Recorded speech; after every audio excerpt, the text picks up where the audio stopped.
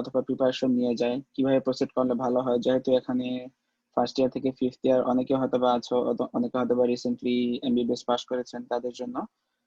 So আমি basic দিয়ে start করছি, একটু খুব অল্প কথায় শুরু করব। ইউএসএমএল বেসিক্যালি মিনস হচ্ছে যে ইউনাইটেড স্টেটসে যদি কেউ প্র্যাকটিস করতে চায় একজন ডক্টর হিসেবে, সেক্ষেত্রে তাদের লাইসেন্স এক্সামিনেশন একটা দিতে হয়। এটা কিন্তু শুধু ইউএসএ তে না, বাংলাদেশে যদি কেউ বাইরে থেকে পাশ করে আসে, যে কোনো মেডিকেল গ্রাজুয়েটই বলবো, দেশে আসার পরে কিন্তু এটা লাইসেন্স এক্সামিনেশন হয়। So basically process, licensing examination সব দেশের ক্ষেত্রে একটু ডিফারেন্ট থাকে। সো কেন ইউএসএমএল তে এত তোড়জোড় এটা নিয়ে?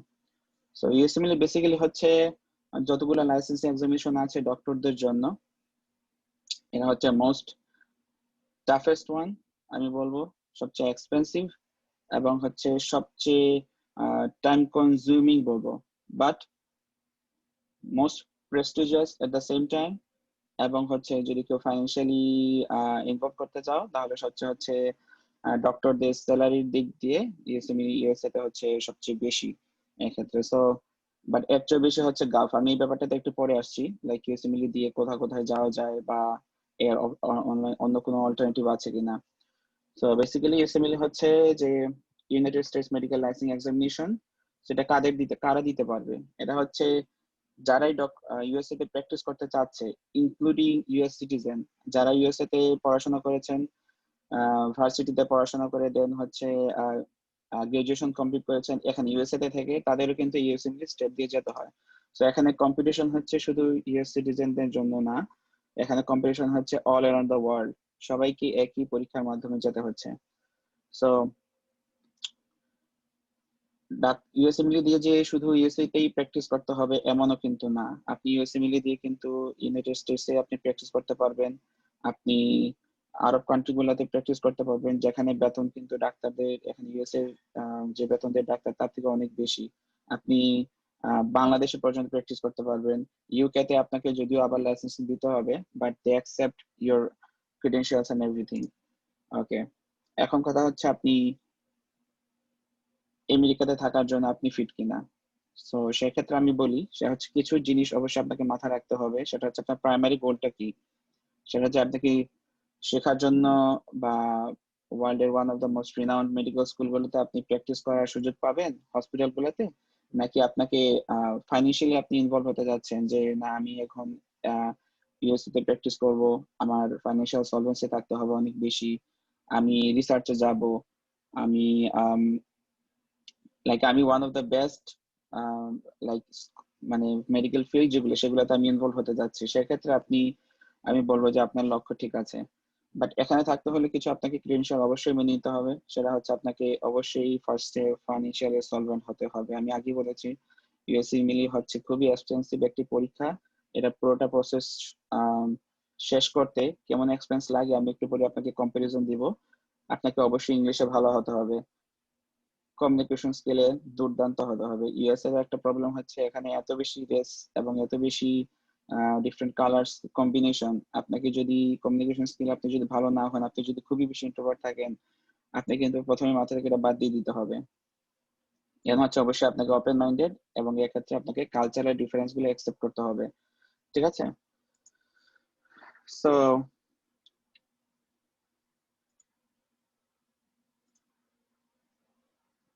আমি নেক্সট প্রসেসে যাই। সেটা হচ্ছে যে ইউএসএমএল স্টেপ গুলা কি কি।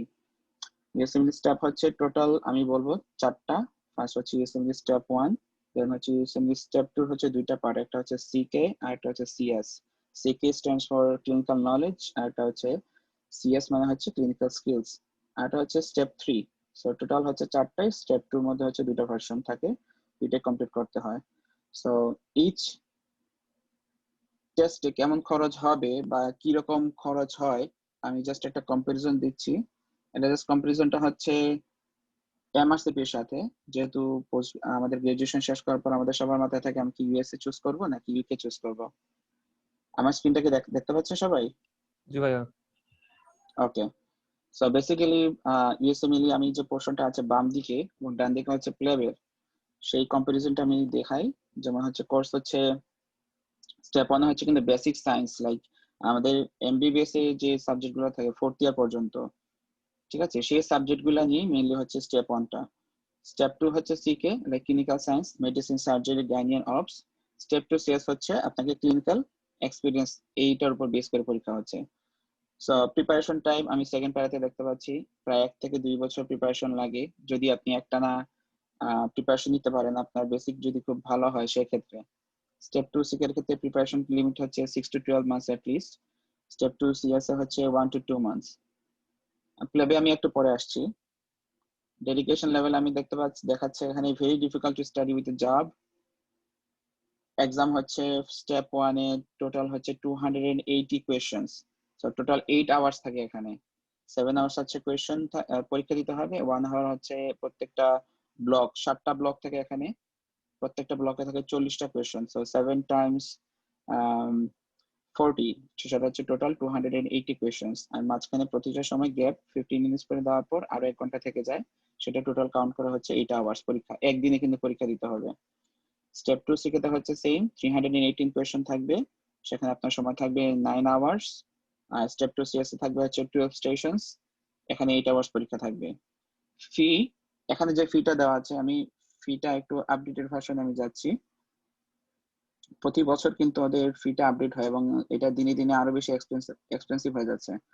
সো প্রথমটা আমি দেখাই স্টেপ 1 এরটা। স্টেপ 1 এ এক্সামিনেশন ফি লেখা আছে সেকেন্ড প্যারাতে, সেটা হচ্ছে $965 এক্সামিনেশন ফি plus international test delivery surcharge. এটা হচ্ছে আপনি ইউনাইটেড স্টেটস এবং কানাডা ছাড়া আপনি যদি অন্য কোনো দেশে থাকেন সেখানে একটা আলাদা ফি ওরা কাউন্ট করে, অলমোস্ট লাইক $11,000 মতো, সরি $1100 মতো লাগবে। সো এটা কিন্তু একটা হিউজ এক্সপেন্স, যারা একদমই রিসেন্টলি গ্রাজুয়েট করেছেন বা গ্রাজুয়েশনের মধ্যে আছেন তাদের জন্য মানে মেনটেন করা। স্টেপস 2 তে আমরা দেখতে পাচ্ছি সেক্ষেত্রে ফি অল দ্য সেম $965 প্লাস হচ্ছে কান্ট্রি ওয়াইজ কিছু সার্চ থাকবে এখানে। দেন আমি শো করছি আপনাদের নেক্সট সিএস এর এক্সপেন্সটা কেমন।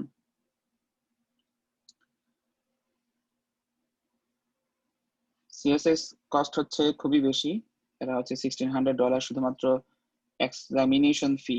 আপনাকে কিন্তু এই সিএস কিন্তু আপনি সব জায়গায় দিতে পারবেন এমন কিন্তু না, এটা শুধুমাত্র ইউনাইটেড স্টেটসে দেওয়া যাবে এবং ইউনাইটেড স্টেটসের আবার সব জায়গায় দেওয়া যায় না, এটা হচ্ছে কয়েকটা স্টেটে ওদের কিছু সেন্টার থাকে, সেখানে আপনাকে যেতে হবে। সো এখানে 1600-র সাথে আরো হচ্ছে ফ্লাইট এক্সপেন্স আছে, সেখানে হোটেলে থাকার এক্সপেন্স আছে, মেইনটেনেন্স এক্সপেন্স আছে, এভরিথিং।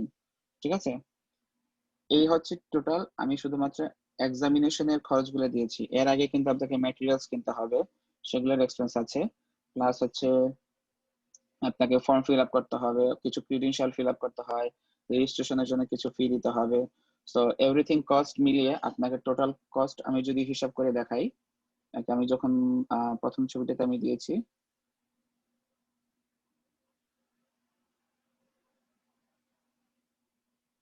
টোটাল খরচ হচ্ছে $15,000 to $25,000। এটা কিন্তু ডিপেন্ড করে আপনি কোথায় থাকছেন সেটার উপর। আমি কিন্তু লোয়েস্ট রেঞ্জ হচ্ছে $15,000 থেকে হাইয়েস্ট এক্সপেন্স হচ্ছে $25,000।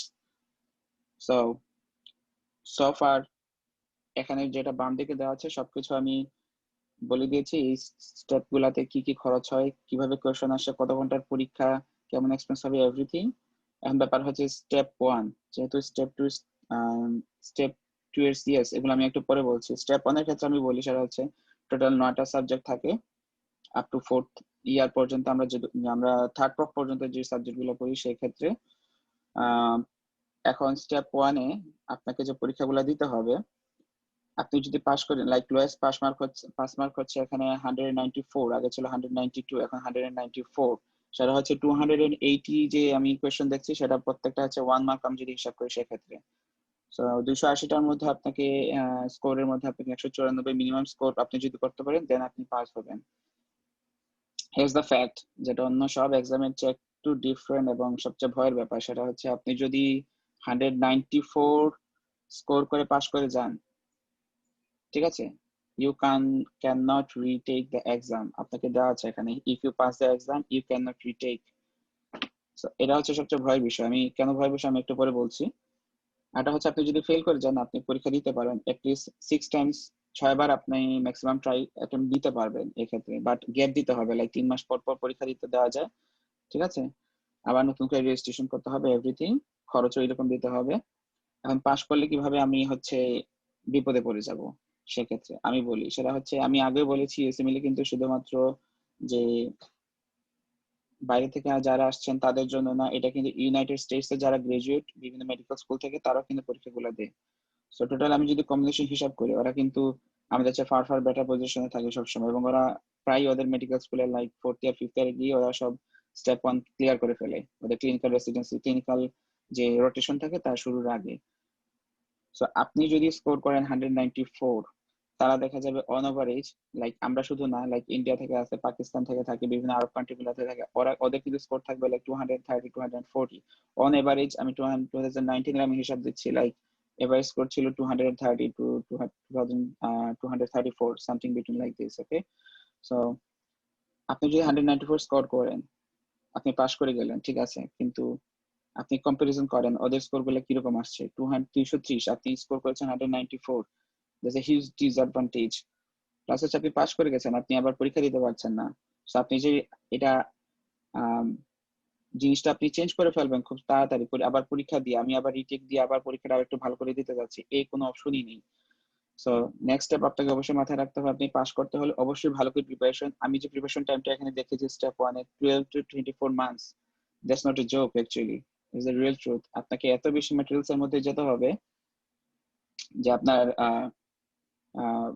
রিটেনশন করার ক্ষমতাটা ওইরকম 12 থেকে 24 মাসের মধ্যে আপনাকে ওইভাবে ডেভেলপ করতে হবে, না হলে কিন্তু আপনি পরীক্ষায় বসার কোনো আহ, এই মানে এরকম যে আমি সাথে সাথে পড়ে নিলাম একবার, আরেকবার পড়িনি আমি আরেকবার পরীক্ষা মানে সাথে সাথে পরীক্ষা দিয়ে দিব, এরকম কোনো চান্স নেই।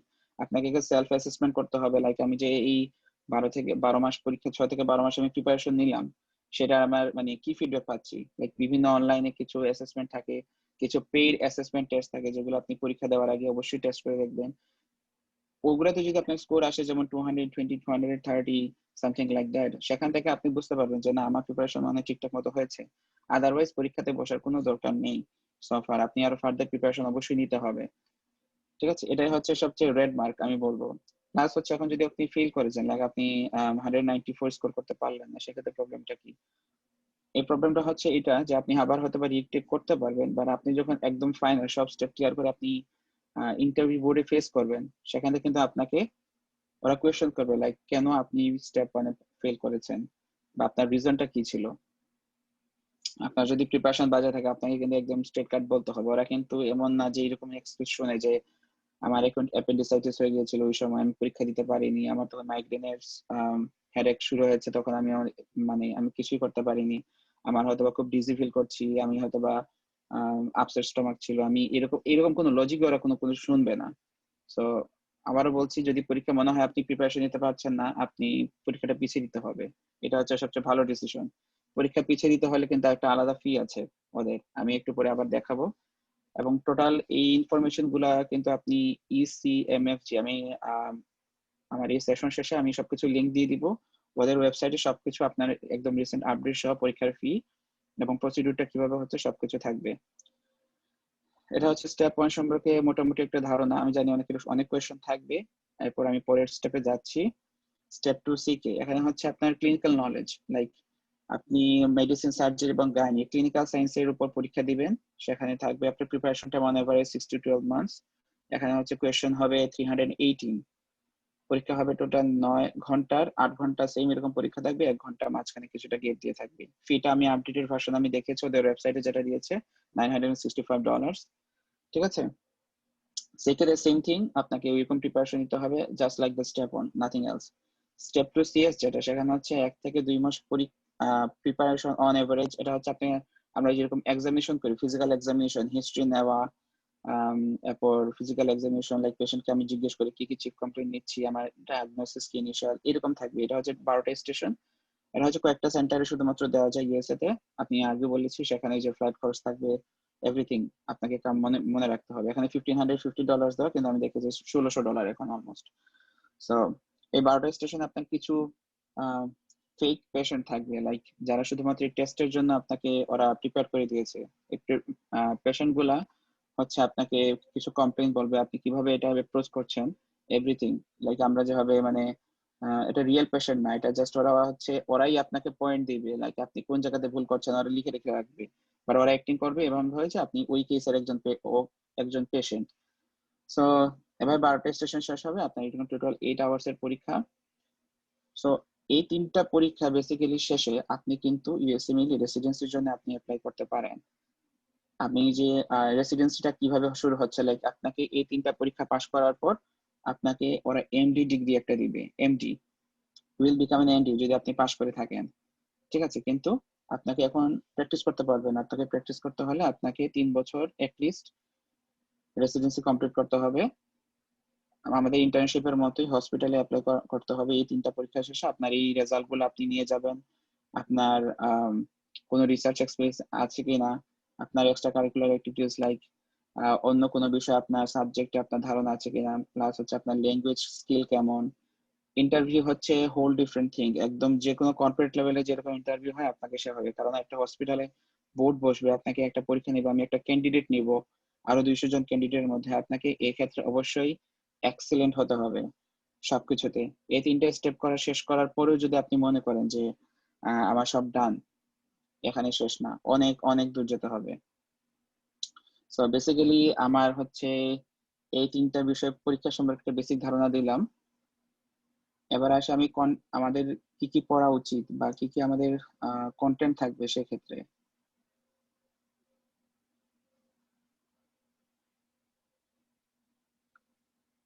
স্টেপ 1 এর জন্য আমি যেহেতু আজকে স্টেপ 2 স্টেপ সি কে এবং সি এর সম্পর্কে আমি তেমন কিছু এমফাসাইজ করব না, যেহেতু সবার জন্যই হচ্ছে স্টেপ 1টা ইম্পর্টেন্ট ফার্স্টে। তো সেক্ষেত্রে বুকস গুলা কি কি লাগে। সো কাপলান বুক সিরিজ এখানে হচ্ছে 8টা সেটের বই থাকে, লাইক 9টা সাবজেক্ট ওরা 7টা ভার্সনে দেয়, অথবা 8টা বই থাকে, যে কোনো একটা ভার্সনে হয়তো বা আপডেট করেছে অনেক। সেকেন্ড বুক হচ্ছে আমি দেখেছি ফার্স্ট এইড, এটা হচ্ছে আপডেটেড ভার্সন, একদম রিসেন্ট ভার্সন। আর ইচ ইয়ার ওই বইটা অ্যাডভান্স হবে, এটাকে বলা হয় একদম ইউএসএমএল স্টেপ 1 এর বাইবেল। এটা ছাড়া কেউ পরীক্ষায় যেতে পারবে না এমন অবস্থা, ঠিক আছে।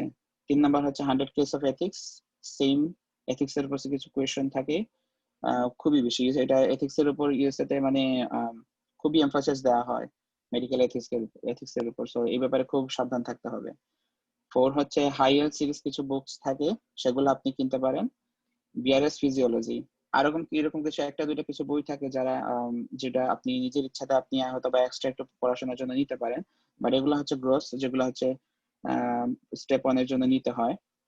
কাপলান বুক সিরিজ, ফার্স্ট এইড, এগুলো সব বই মোটামুটি নীলক্ষেতে পাওয়া যায়, যারা বাংলাদেশে আছেন তাদের জন্য বলছি, এগুলো মোটামুটি নীলক্ষেতে পাওয়া যায়। সো প্রাইস হয়তো বা কম বেশি হতে পারে, এটা ডিপেন্ড করে বুক স্টোর থেকে, মানে এক এক বুক স্টোরে এক এক রকম। দেন হচ্ছে আমি কিছু ভিডিও কন্টেন্ট দিব। ইউএসএমএল তে শুধু বই পড়লে যে হয়ে যায় এমন কিন্তু না, কিছু ভিডিও সিরিজ আছে যেগুলো হচ্ছে খুবই ইম্পর্টেন্ট, সেগুলো কখনোই মিস দেওয়া যাবে না। কাপলান সিরিজের যে বুকগুলা থাকে সেগুলারই হচ্ছে কিছু লেকচার সিরিজ আছে, মানে ওদের যে কিছু ডেজিগনেটেড কিছু প্রফেসর থাকেন, তার এই সাবজেক্টের উপর লেকচার দিয়ে থাকেন, এই বইটারই হচ্ছে রিভিউ করেন ওনারা, লাইক এক্সপ্লেন করে বোঝান আর কি। 2 হচ্ছে স্কেচি মাইক্রো এন্ড ফার্মা। 3 হচ্ছে বোর্ডস এন্ড বিয়ন্ডস এর কিছু ভিডিও আছে। 4 হচ্ছে ইউএসএমএল এক্সপ্রেস ভিডিওস আছে। 5 হচ্ছে ডক্টর নাজিব। 6 হচ্ছে ইউটিউব। সো ভিডিওস গুলা খুবই খুবই ইম্পর্টেন্ট, এই কারণে যে আমাদের 5th ইয়ার পর্যন্ত আমরা বাংলাদেশে যারা গ্রাজুয়েটে আছে বা পড়াশোনা করেছি তারা জানি আমাদের বেসিক কিন্তু অত্যন্ত দুর্বল থাকে, ঠিক আছে। কারণ আমরা ট্রুথ হচ্ছে যে আমরা ম্যাক্সিমাম হচ্ছে আসলে মেমোরি ওয়াইজ চলি আর কি। আমাদের টিচারও ওইভাবে পরীক্ষাতে বসান, আমাদের পরীক্ষাতে ওইভাবে ডেলিভারি দিয়ে আসতে হয়, কিভাবে ডেফিনেশন মুখস্থ করতে, ডেফিনেশন একদম যে ভালো বলতে পারবে সেই রকম মার্কসও পায়। সো বাট আমি যেটা বলি যে কাপ্তান সিরিজটা খুবই ইম্পর্টেন্ট যারা একদম নতুন তাদের জন্য, কারণ কাপ্তান সিরিজ ছাড়া আপনি অন্য কিছু, যেমন ফার্স্ট এড আমি যেটা বলেছি বাইবেল, সেই বইটা কিন্তু বোঝা অসম্ভব অলমোস্ট আমাদের ক্ষেত্রে, গ্রাজুয়েটদের ক্ষেত্রে। সেকেন্ড যে video series Sketchy micro and pharma, এটা কিন্তু আমি জানি না এখন অনলাইনে অ্যাভেলেবল কিনা, কারণ এগুলো হচ্ছে কপিরাইট ভায়োলেশনের জন্য রিসেন্টলি অনেক গ্রুপকেই ব্যান করা হয়েছে ফেসবুক থেকে, সো এখন না পাওয়ার চান্সটা খুব বেশি। বা স্কেচি মাইক্রো এন্ড ফার্মা আমি বলবো গোল্ড মাইন, যারা ফোর্থ ইয়ারে ফাইনাল ফোর্থ ইয়ারে যারা প্রফ দিচ্ছে মাইক্রো এবং ফার্মা, তাদের জন্য আমি বলবো স্কেচিটা কেউ দেখতে পারে। এটা যে শুধুমাত্র ইউসিএমএল এর জন্য লাগবে তা না, এটা হচ্ছে যে কোনো প্রফের ক্ষেত্রেও কিন্তু খুবই হেল্পফুল। কোর্স এন্ড বিটস এর কিছু ভিডিও সিরিজ পাওয়া যায়, ইউএসএমএল এক্সপ্রেস এর ভিডিও, এগুলা কিন্তু এখন ডক্টর নাজিব, আমি জানি ডক্টর নাজিব হচ্ছে সবচেয়ে ইজিলি অ্যাভেলেবল, সবচেয়ে লেস এক্সপেন্সিভ, বাট খুবই টাইম কনজিউমিং। কেউ যদি এফোর্ড করতে পারো যে ওনার লগ ইন করার জন্য, সেক্ষেত্রে তুমি দেখতে পারো ফার্স্ট ইয়ার থেকে, খুবই হেল্পফুল। প্লাস হচ্ছে ইউটিউবে এখন এত বেশি রিসোর্স ইউএসএমএল এর উপর যে মানে অলমোস্ট এভরিথিং পাওয়া যাচ্ছে, ঠিক আছে। সো এটা হচ্ছে বেসিক আমার কি কি পড়াশোনা করতে হবে সেটার উপর। থার্ড অপশন হচ্ছে সবচেয়ে ইম্পর্টেন্ট থিং ইউএসএমএল স্টেপ 1 এর জন্য, সেটা হচ্ছে কোয়েশ্চেন ব্যাংক। ফার্স্ট আমি যেটা দিয়েছি URL, this is the most important tool for passing the step 1। ইওয়ার্ল্ড হচ্ছে এরকম একটা কোয়েশ্চেন ব্যাংক থাকবে, প্রায় 3000 থেকে 3500 কোয়েশ্চেন পুল থাকে, আপনাকে ওগুলো সলভ করতে হবে। এটা কিন্তু পেইড সাবস্ক্রিপশন, অলমোস্ট আপনি যদি 12 মাসের জন্য যদি সাবস্ক্রাইব করে থাকেন, তাহলে অলমোস্ট $450 ট্যাক্স সহ $500 লেগে যায়। সেকেন্ড হচ্ছে অ্যাম্বস, সেম থিং, এরকম কোয়েশ্চেন ব্যাংক থাকে ওদের, এরকম প্রাইস থাকবে, লাইক 3 মাস, 6 মাস, 12 মাসে সাবস্ক্রিপশন নেওয়া যায়, বাট অবশ্যই পেইড। ইউএসএমএল আরএক্স সেম, ফর হচ্ছে কাপলান। সো বাস মোস্ট ইম্পর্টেন্ট হচ্ছে ইউয়ার্ল্ড। যারা ইউয়ার্ল্ড ভালো সলভ করতে পারে তারাই হচ্ছে সোফার রেজাল্ট খুব ভালো হয়েছে। তাদের ফার্স্ট এইড যারা পড়েছে, এই ফার্স্ট এইড ইউয়ার্ল্ড কম্বিনেশন হচ্ছে খুবই ইম্পর্টেন্ট। আমি একটা বইয়ের কথা বলছি যেটা খুবই ইম্পর্টেন্ট, যারা ফোর্থ ইয়ার পড়ছে তাদের জন্য, প্যাথোমা। সো প্যাথোমা হচ্ছে প্যাথোলজির জন্য এমন একটা বই, রিকমেন্ডেড, যারা ইউএসএ তে গ্রাজুয়েট করছে, পড়াশোনা করছে, তাদের জন্য এই প্যাথোমাটা একদম মাস্ট হয়ে গেছে আর কি, এরকম অবস্থা। দেশেও পাওয়া যায় বইটা, তো যদি পড়ে থাকতে পারো তাহলে খুবই ভালো। শুধু স্টেপ 1 এর জন্য না, এটা সব জায়গার ক্ষেত্রেও মানে খুবই হেল্পফুল, এটা যে কোনো পরীক্ষাতে চান্স পাওয়ার ব্যাপারে। সো নেক্সট স্টেপ হচ্ছে আমি কন্টেন্ট দেখিয়েছি পরীক্ষায় স্টেপ কিরকম, কস্ট কিরকম। এবার আসে আমি যে কম্পারিজন, আমি বলেছিলাম যে প্লেবের সাথে একটা কম্পারিজন আছে এখানে আমার একটা স্লাইডে। সো প্লেবের সাথে কম্পারিজন, প্লেব হচ্ছে স্টেপ 1 এবং স্টেপ 2। প্লেব 2 তে ক্লিনিক্যাল সায়েন্সের উপর পরীক্ষা থেকে প্রিপারেশন টাইম হচ্ছে 1 থেকে 3 মাস অন এভারেজ। যারা উইক তারা হয়তো একটু বেশি সময় লাগতে পারে। প্লেব 2 তে হচ্ছে 1 থেকে 2 মাস লাগে। ডেডিকেশন আমি দেখতে পাচ্ছি, can easily study with a job. Exam হচ্ছে 180টা কোয়েশ্চেন থাকবে, 2 তে থাকবে হচ্ছে 18টা স্টেশন, এক্সাম ডিউরেশন হচ্ছে 180 মিনিট, প্লেব 2 তে হচ্ছে 200 মিনিট। আর ফি কিন্তু প্রতি বছরই আপডেটেড হয়, সো এটা একটু পুরাতন স্লাইড, সো ওরা আপডেট করার কথা। তো আমি যদি কস্ট হিসাব করি, সেখানে প্রায় 3 গুণ খরচ হচ্ছে ইউএসএমএল-তে। সো যারা দেশে থাকতে প্রিপারেশন নিচ্ছেন তাদের ক্ষেত্রে আমি বলবো হিসাবটার জন্য একটু মাথায় থাকে, কারণ হচ্ছে আপনি মাঝখানে এসে এগুলো ছেড়ে দিতে পারেন না, ফুললি ডেডিকেটেড থাকতে হবে, ঠিক আছে। বাট স্টেপ 1 এর ক্ষেত্রে আমি বলি স্টেপ 1 কেন এত ইম্পর্টেন্ট। স্টেপ 1 কেউ যদি পড়াশোনা করে থাকেন বা স্টেপ 1 দিয়ে থাকেন, কারণ বাংলাদেশ ইউএস এমবাসিতে কিন্তু পরীক্ষা দেওয়া যায়, ওখানে একটা প্রমেটিভ সেন্টার আছে, আপনি স্টেপ 1 দেশে বসেই করতে পারবেন। যদি করে থাকেন আমি বলবো এটা আপনাকে পোস্ট গ্রাজুয়েশনে বাংলাদেশের যে কোনো পরীক্ষাতে আপনাকে চান্স দেওয়ার ব্যাপারে 100% অ্যাসুরেন্স দিতে পারে। যারা আগে পরীক্ষা দিয়েছে স্টেপ 1 বাংলাদেশে থেকে, তাদের কিন্তু আপনি রেজাল্ট দেখতে পারেন, তাদের কিন্তু এমডি পরীক্ষাগুলোতে মানে অলমোস্ট কিছুই পড়তে হয়নি, ওদের পাস্ট এক্সপিরিয়েন্স বিভিন্ন আপনি গ্রুপে পাবেন। তো আমি বলবো যে এটা কোনো আসলে লস প্রজেক্ট না। যদি 1 লক্ষ টাকা আপনি একটা পরীক্ষার পিছনে খরচ করেন, আপনাকে লাইফ টাইম এক্সপিরিয়েন্স দিতে পারে নলেজের ব্যাপারে, আপনি এটা অবশ্যই অর্থী, আপনি অবশ্যই ট্রাই করা উচিত। সেকেন্ড অপশন হচ্ছে কখন অ্যাপ্লাই করতে পারবেন পরীক্ষার জন্য। আমি আবার বলছি ফোর্থ ইয়ার পর্যন্ত যে সাবজেক্টগুলো থাকে প্রফের ক্ষেত্রে, সেক্ষেত্রে সেই সাবজেক্টগুলো শুধুমাত্র আপনি পড়াশোনা করতে মানে পরীক্ষা দিতে পারবেন, লাইক অলমোস্ট 9টা সাবজেক্ট থাকে।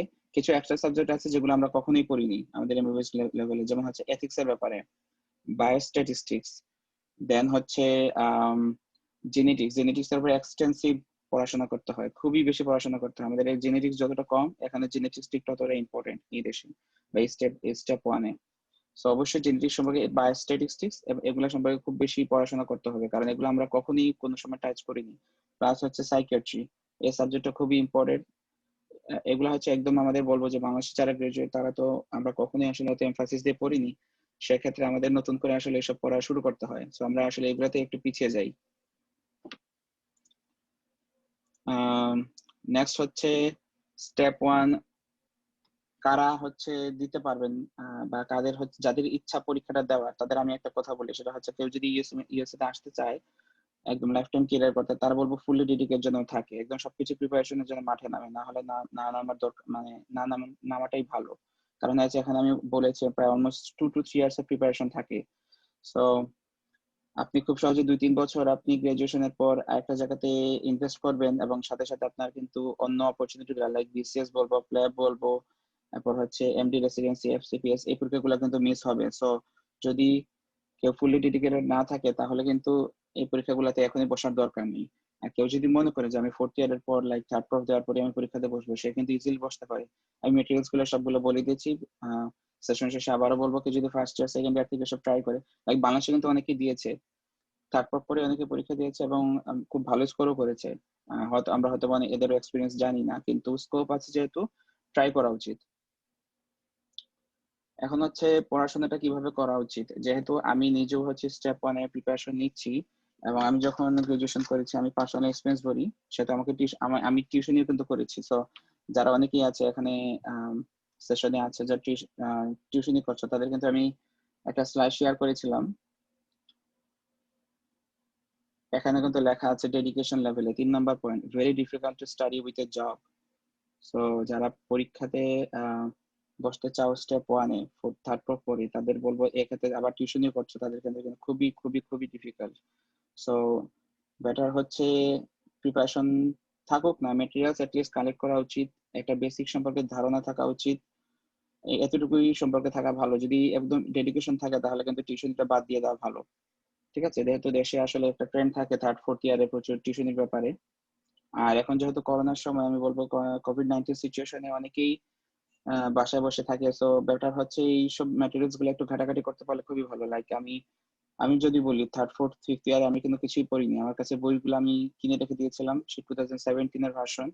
বাট তুমি যদি কেউ একটু ট্রাই করে থাকে বইগুলো পৃষ্ঠা একটু দেখে ভালো করে, তারপরে সে বুঝতে পারবে আসলে স্টাডি লেভেলটা কোন লেভেলে।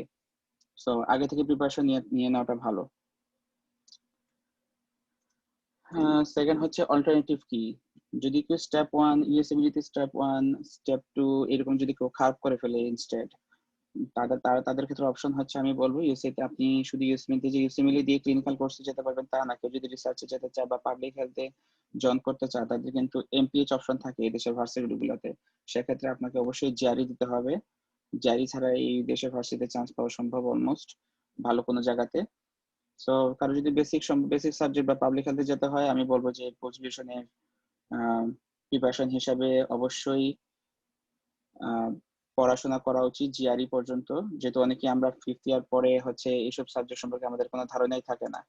সো প্রিপারেশন আমি আগে বলবো মোটিভেশন বা আগে থেকে ডেডিকেশন লেভেলটা আগে ফিক্স করে দেওয়া উচিত। অন্যভাবে এই পরীক্ষাগুলোতে না বসাটাই উত্তম, কারণ হচ্ছে খুবই এক্সপেন্সিভ। আমি আগেও বলেছি এই ব্যাপারটা অনেকেই বাংলাদেশের যারা গ্রাজুয়েট বা বাংলাদেশে কেরিয়ার করতে চাচ্ছে তাদের জন্য একটা পেইনফুল সিচুয়েশন এই ক্ষেত্রে।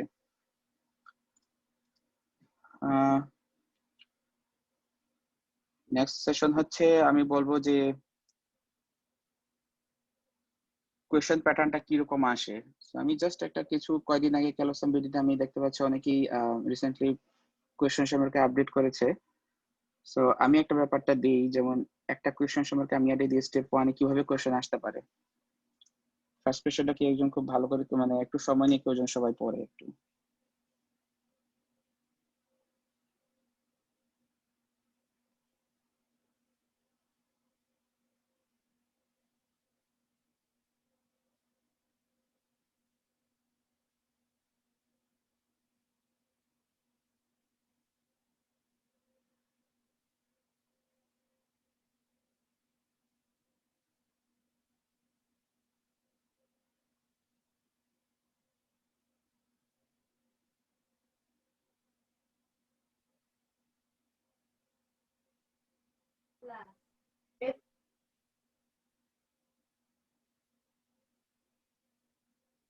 আই থিঙ্ক সবার পড়া হয়ে গেছে।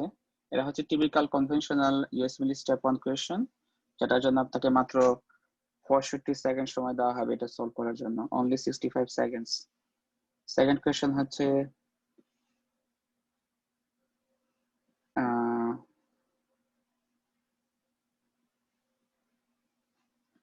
টিপিক্যাল বাংলাদেশি যেরকম কোয়েশ্চেন হয় পরীক্ষাগুলোতে এরকম।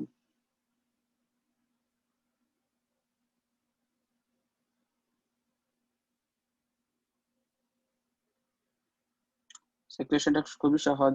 কারো যদি পড়াশোনা লাইক মনে থাকে, মনে রাখার মধ্যে ক্যাপাসিটি ভালো থাকে, তারা খুব সহজে আনসার দিতে পারবে। আমি আগের কোয়েশ্চেনটাতে যাই।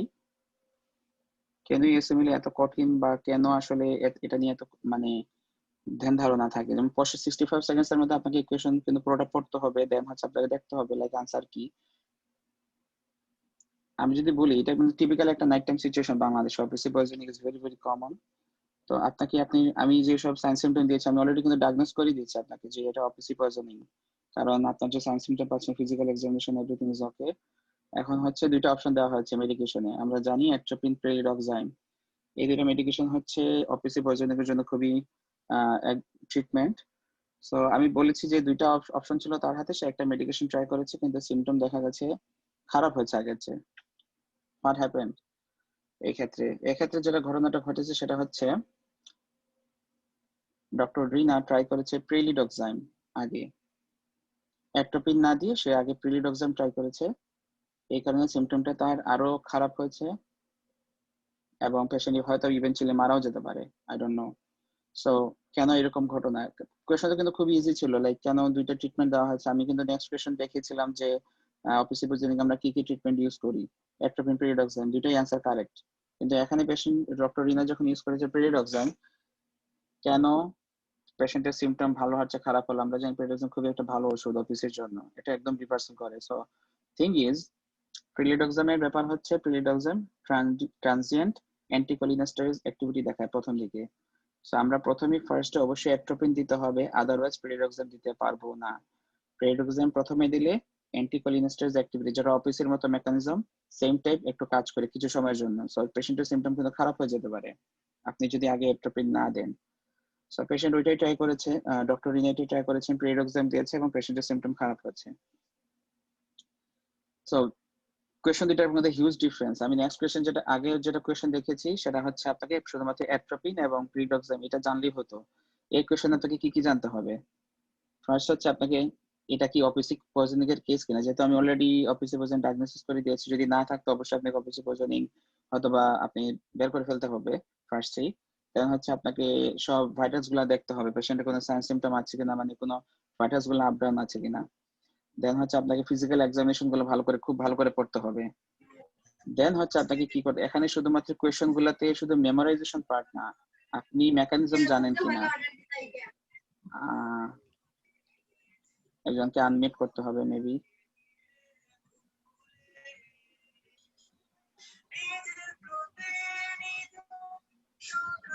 হ্যালো।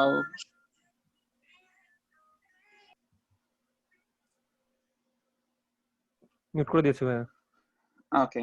সো কোয়েশ্চনটা ভালো করে কেউ যদি দেখে, আমি অনেক জিনিস ইনফরমেশন দিয়েছি, পুরোটা পরে দেন কোয়েশ্চন সলভ করাটা শুধুমাত্র চারটিখানি কথা না। এখানে আপনাকে আবার বলছি বেসিক জানতে হবে, মেমোরাইজিং এর পার্ট আছে, কারণ কি কি ওষুধ দিয়েছি আমি সেখানে সেগুলো মনে রাখা উচিত। দেন হচ্ছে আমি কখন কোনটা ইউজ করব সেটা আমি বলে দিয়েছি, ইউজ করলে কি হতে পারে সেটা আমাকে এই কোয়েশ্চনে মেনটেন করতে হচ্ছে। So this structural question is very important, একদম প্র্যাকটিক্যাল লাইফের কোয়েশ্চন। এই জন্যই হচ্ছে স্টেপ 1 এত কঠিন। ঠিক আছে? এইরকম কোয়েশ্চন আপনাকে প্রায় 280টা ফেস করতে হবে পরীক্ষাতে, ডিফারেন্ট সিস্টেমের, ডিফারেন্ট ডিসিপ্লিনারি, এভরিথিং।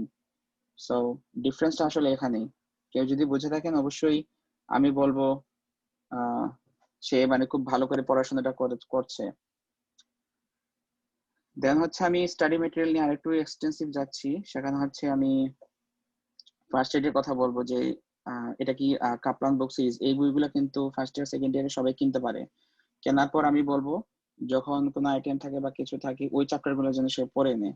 আমি ফার্স্ট ইয়ার সেকেন্ড ইয়ার হয়তো এগুলো জানতামই না, থার্ড ফোর্থ ইয়ার এসে জেনেছি, বাট আমি পড়ার ট্রাই করেছি। সো কেউ ফার্স্ট ইয়ার সেকেন্ড ইয়ারে কেউ যদি অ্যানাটমি বইয়ের সাথে, দত্ত অথবা বিডি চুরাশি যেই হোক না কেন, সেটার সাথে কাপলানের যে অ্যানাটমি সেটা যদি কেউ স্টার্ট করতে পারে, আমি বলবো খুবই ভালো। এখানে যে শুধু থিওরি তাই না, ইউজুয়ালি স্টেপ 1 হচ্ছে কিন্তু থিওরির সাথে ক্লিনিক্যালের লিঙ্ক। কেউ যদি ক্লিনিক্যালি না জানে এটা অ্যাপ্লিকেশন কোথায়, তাহলে কিন্তু পড়াশোনা করে কোনো লাভ হবে না। সো এই জন্য হচ্ছে ভেরি ভেরি ইম্পর্টেন্ট এটার জন্য। তারপরে হচ্ছে আমি কিছু ব্যাপারে একটু হাইলাইট করতে চাচ্ছি। ভিডিওস এর ক্ষেত্রে আমি বলি স্কেচি মাইক্রো এবং ফার্মা, আবারও বলছি স্কেচি মাইক্রো ফার্মা কেউ যদি কালেক্ট করতে পারে কেউ সিনিয়রের কাছ থেকে, আমি কপিরাইটের জন্য আমি আসলে কিছুই বলতে পারবো অনলাইন, কারণ এগুলো যে ভায়োলেশনের জন্য আমি আরো বললাম এটা খুবই স্ট্রিক্ট। স্কেচি মাইক্রো ফার্মা কেউ যদি কালেক্ট করতে পারে অবশ্যই তার থার্ড প্রফের জন্য পড়ে ফেলা ভালো একসাথে, কারণ স্কেচি যে যতবার দেখবে তার মাথা ঠিক ততদিনই লাইক বসতে থাকবে আস্তে আস্তে। সো মাইক্রো ফার্মা আমি বলবো শুধুমাত্র এটার জন্য না, লাইফ টাইম একদম এটা নলেজ। সো এটা বন্ধ করা উচিত না, ঠিক আছে। আর বাকি সব ম্যাটেরিয়ালস যেগুলো সেগুলো এখন আমি জানি না পাওয়া পসিবল কিনা। Doctor Najib is very available, ইউটিউবে দেখতে পারো, ইউটিউবে অনেক চ্যানেল আছে, ঠিক আছে। কিছু আউট অফ দ্য টপিক আমি জিনিস বলবো, সেগুলো হচ্ছে যেমন এইসব স্টাডি ম্যাটেরিয়াল গুলো ছাড়া নিজেকে মোটিভেট করা কিন্তু খুবই ইম্পর্টেন্ট এই 5টা বছর গ্রাজুয়েশনে। তো কিছু বই থাকে যেগুলো হচ্ছে আপনাকে লাইক ইন্সপিরেশন দেবে, মোটিভেশনের জন্য ভেরি ভেরি ইম্পর্টেন্ট। লাইক কিছু লিসা স্যান্ডার্স এর নাম শুনেছেন কিনা আমি জানি না, তার লেখা কিছু বই আছে, ডায়াগনোসিস, এরপর হচ্ছে আরো 2-3টা বই যেগুলো ক্লিনিক্যাল কেসে ডিফিকাল্ট ক্লিনিক্যাল সিচুয়েশনে কি কি করতে হবে সেগুলো পড়তে হয়। পার্টস অফ মেডিসিন, এই বইটা খুব ইম্পর্টেন্ট। দেন হচ্ছে common mistakes in clinical rotation, এইসব বইগুলো কিন্তু আপনাকে থার্ড ফোর্থ ইয়ারে যখন ক্লিনিক্যাল রোটেশন শুরু হয় সেখান থেকে শুরু করে ফেলা ভালো। এগুলো বই পড়লে কখনো খারাপ লাগবে না, বাট এটার জন্য একটা মোটিভেশন লাগে। পোস্ট গ্রাজুয়েশনের ব্যাপারে অনেকে ফিফথ ইয়ার পরে বলে যে আমি এমবিবিএস পাস করেছি তাহলে দ্যাটস ইট, আর লাগবে না কিছু, এরকম কিছু না। বা অনেকেই বলে যে ইউএসএমএল স্টেপ 1 আমি পড়বো, এত কঠিন পরীক্ষা আমার পক্ষে দেওয়া সম্ভব না, আমার ওই একটা পোস্ট গ্রাজুয়েশন কোনো মতে একটা হলেই হইলো। কথা হচ্ছে কম জেনে ডাক্তার হওয়ার বেশি জেনে ডাক্তার হওয়ার মধ্যে অনেক ব্যবধান। এটা আসলে পার্সোনাল লাইফের জন্য না, নিজের ফ্যামিলি মেম্বারদের জন্য খুবই ইম্পর্টেন্ট। আমি অবশ্যই কম জানা ডাক্তারের কাছে যাব না, বেশি জানা ডাক্তারের কাছে যেতে হবে, ঠিক আছে। সো কেউ যদি মনে করে স্টেপ 1 আমি অনেক বেশি কঠিন, আমি পড়াশোনা করবো না, আমি অন্য একটা সহজ রাস্তা ধরে পাশ করে যাব, ডোন্ট ইভেন ট্রাই দিস। ওকে, নিজের পার্সোনাল ব্যাপারে আপনার জানা উচিত। এতটুকু হচ্ছে বেসিক অ্যাকচুয়ালি। সো আমার মনে হয় কোয়েশ্চেন আনসার সেশনে যখন যাব আমার মনে হয় ব্যাপারগুলো আরো এক্সটেন্সিভলি ডিসকাশন হবে। সো হৃদয় যদি থাকো কোয়েশ্চেন আনসার শুরু করতে পারো, আমার মনে হয় ওখানে আরো বেশি ডিসকাশন ভালো হবে, ইন্টারেক্টিভ হবে একটু। জি ভাই, চ্যাট বক্সে একজন কোশ্চেন করছে যে ভাই কোনো নির্দিষ্ট সময় থেকে স্টেপ 1 ক্লিয়ার করার পর ওই সময়ের ভেতরে স্টেপ 2 দেওয়া লাগে, মানে আচ্ছা এটা হুম হুম স্টেপ 1 আমি যখন বলেছি সাবজেক্ট গুলো হচ্ছে কিন্তু ফোর্থ থার্ড প্রফে, মানে বাংলাদেশ এমবিবিএস এর থার্ড থার্ড প্রফের যে সাবজেক্ট গুলো সেগুলো পর্যন্ত কিন্তু থাকতে হবে। স্টেপ 1 ক্লিয়ার ধরেন পরীক্ষা দেওয়ার পর 3 সপ্তাহ লাগে রেজাল্ট আসতে, দেওয়ার পর থেকে কিন্তু আপনি প্রিপারেশন নেওয়া শুরু করতে পারেন, কারণ রেজাল্টের উপর বেস করে আপনার প্রিপারেশন এরকম ভাবে নিতে হবে। সো কোনো লিমিটেশন নেই। আরেকটা ব্যাপার আমি বলিনি, সেটা হচ্ছে গ্রাজুয়েশনের 5 ইয়ার্স এর মধ্যে ইউএসএমই সব স্টেপ কমপ্লিট করা ভেরি ভেরি ইম্পর্টেন্ট, কারণ যদি 5 বছরের উপর চলে যায় সেক্ষেত্রে এরা হিসাব করা হচ্ছে ওল্ড গ্রাজুয়েট। ওল্ড গ্রাজুয়েটের জন্য চান্স পাওয়া ভেরি ভেরি টাফ, এখনকার দিনে আস্তে আস্তে অনেক টাফ হচ্ছে। সো যারা হচ্ছে গ্রাজুয়েশন করার পরে, বা আমি যে বললাম গ্রাজুয়েশন মধ্যে থার্ড প্রফ দিয়ে যদি কেউ একটা স্টেপ ক্লিয়ার করে ফেলতে পারে খুবই খুবই খুবই ভালো ডিসিশন হবে আমি বলবো। 5 বছরের মধ্যে যেন সব স্টেপ ক্লিয়ার হয়ে যায়। বাট স্টেপ 1 দেওয়ার পর যে নির্দিষ্ট লিমিটের মধ্যে স্টেপ 2 দিতে হবে এমন কিছু না। বাট যত স্টেপ 2 আপনি লিড করবেন স্টেপ 1 থেকে, আপনি কিন্তু স্টেপ 2 আমি বলেছি clinical subject like medicine, surgery, gynae, এটার সাথে কিন্তু বেসিক সাবজেক্টের ডিস্টেন্স তত বাড়তে থাকবে। সো বেটার হচ্ছে স্টেপ 1 দেওয়ার পরপরই যেন স্টেপ 2টা 6 মাস 12 মাসের মধ্যে দিয়ে দেওয়াটা ভালো। ফোর্থ ইয়ার থেকে প্রিপারেশন যদি নেওয়া উচিত, স্পেসিফিক ভাবে ফলো করলে ভালো হবে। এটা ডিপেন্ড করে অ্যাকচুয়ালি ফোর্থ ইয়ারে আসার পর আপনি ফার্স্ট সেকেন্ড এবং থার্ড ইয়ারে কি কি পড়াশোনা করেছেন, আপনার বেসিক কেমন আছে। সেক্ষেত্রে আমি বলবো ফোর্থ ইয়ার থেকে যে প্রিপারেশন কেউ নিতে চায় বেটার হচ্ছে তার কাপ্লান বুকগুলা কেনা উচিত, এবং কিছু ভিডিও সিরিজ আমি যেগুলো মেনশন করেছি সেগুলো তার কন্টিনিউ করা উচিত। কারণ আমি আবার বলছি থার্ড প্রফ ইজ মানে এত বেশি কম সময়ের মধ্যে এত বেশি পড়াশোনা করতে হয়, এর মধ্যে ইউএসএমএল এর জন্য আলাদা সময় বের করা অনেক কষ্ট। বেটার হচ্ছে first year second year third ইয়ারই আমাদের পড়াশোনা যে ইউজুয়াল যে কারিকুলাম সেটার সাথে সাথে যেন কাপ্লান বুকগুলোকে যদি ফলো করতে পারে খুবই ভালো, ঠিক আছে। আমাদের ডক্টর নাজিবের ভিডিও আছে, কেউ যদি ওগুলা এফোর্ড করতে না পারে ডক্টর নাজিবের ভিডিও দেখতে পারে। Basic is very important in case of USMLE. বই স্পেসিফিক আমি বলবো কাপ্লানটা সবচেয়ে ভালো। আর যে ফার্স্ট ইয়ার যেটা বলেছে বাইবেল, ফার্স্ট ইয়ার কিন্তু খুবই কনসাইজ একটা বই, সব জিনিসের কিন্তু একসাথে যে 9টা সাবজেক্ট আছে সবগুলো মিলে একটা বই। এখানে কিন্তু এক লাইনের উপরেই কোয়েশ্চেন হয়, যে আমি একটু আগে যে এক্ট্রোপিনের যে কোয়েশ্চেনটা দিয়েছি ওই এক লাইন কোয়েশ্চেন থেকে কিন্তু এই পুরো কোয়েশ্চেন স্টেমটা আসছে। সো ওই বইয়ের একদম পাতা থেকে line to line very important. So ওই বইটা ফার্স্ট ইয়ারটার সাথে রাখা যায়, এটা কালার প্রিন্ট নীল খেতে গেলেই মনে হয় ওরা করতে পারবে, সো কোনো সমস্যা নেই। কাপলান এবং হচ্ছে ফার্স্ট এইড বই, এই হচ্ছে দুইটা খুব ভালো করে শুরু করলে ভালো আর কি। ইউক্রেনের বাদে কাপলান এবং ফার্স্ট এইড কি অন্য কোনো পোস্ট গ্রাজুয়েটে অনেক কাজে লাগে কিনা? অবশ্যই। ঠিক আছে, কাপলান এবং ফার্স্ট এইড আমি আবার বলছি, বেসিক সাবজেক্ট বলি না কেন, আপনি যদি বেসিক ভালো রাখতে চান বা ভালো ডাক্তার হতে চান, ভালো জানাশোনা ডাক্তার হতে চান, সেক্ষেত্রে আমি বলবো এই দুটা বই খুবই খুবই হেল্পফুল। সো যে কোনো পোস্ট গ্রাজুয়েট, আমি বললাম ইউএসএমএল স্টেপ 1 দিয়ে কিন্তু অনেকে এমডি বিএস মানে আমাদের যে পোস্ট গ্রাজুয়েশন পরীক্ষা, ঠিক আছে, রেসিডেন্সি পরীক্ষা, সেগুলোতে কিন্তু চান্স পেয়েছে। আর অনেকের এক্সপিরিয়েন্স আপনি পার্সোনালি একটু খুঁজলেই পেয়ে যাবেন। সো কখনোই মনে হবে না যে আপনি লাইক ইনভেস্টমেন্ট করছেন এমন একটা জিনিসে যেটা আসলে আপনাকে পরীক্ষায় কোনো কাজে লাগবে না, এটা লাইফ টাইম আপনাকে হেল্প করবে। একজন হচ্ছে Rifat, first year medical MBBS student, if you want to take the exam in fourth year, what you to be advice? Start from the basics অবশ্যই ভালো রাখতে হবে। বেসিকের সাথে যে বললাম কাপলানের যে ভার্সন, লাইক অ্যানাটমি যদি কেউ শুরু করে থাকে, থরাক্স পড়লো দত্ত থেকে, তার সাথে সাথে কাপলানের যে থরাক্স আছে সেখানে যে ক্লিনিক্যাল জিনিসগুলো থাকে, কোয়েশন থাকে, সেগুলো সলভ করে ফেললে ভালো, তাহলে তার মধ্যে মেমোরিটাও রিটেনশন হবে, এই জিনিসটা বেসিকটা। কেউ ফিফথ ইয়ার থেকে পড়তে চাইলে ইউএসএমএল এর জন্য কিভাবে পড়বো?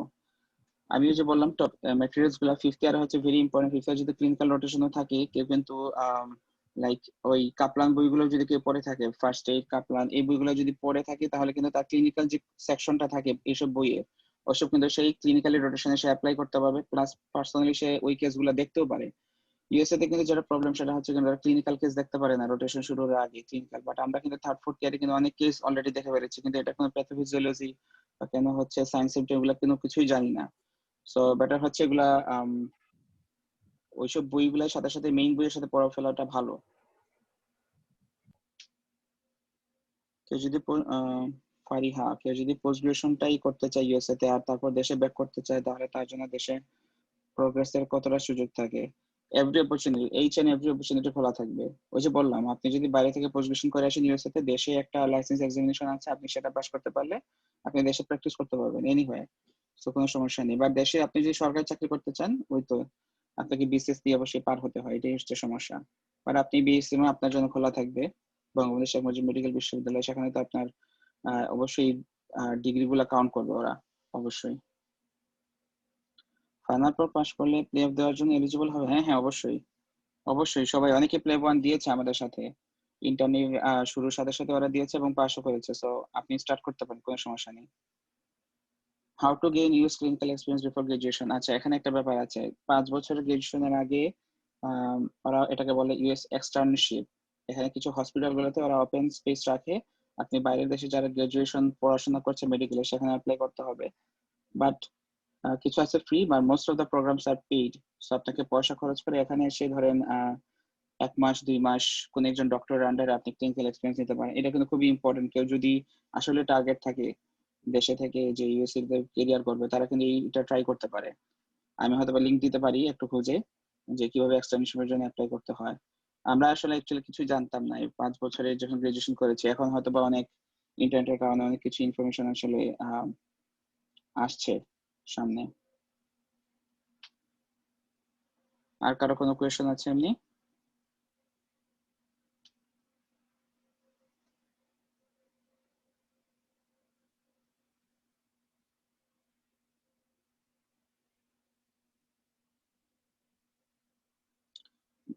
তাসনিম অধরা, মিডল ইস্টে ক্যারিয়ার অপরচুনিটিস কেমন? বাংলাদেশে পজিশন ওখানে রিকগনাইজ করে কিনা?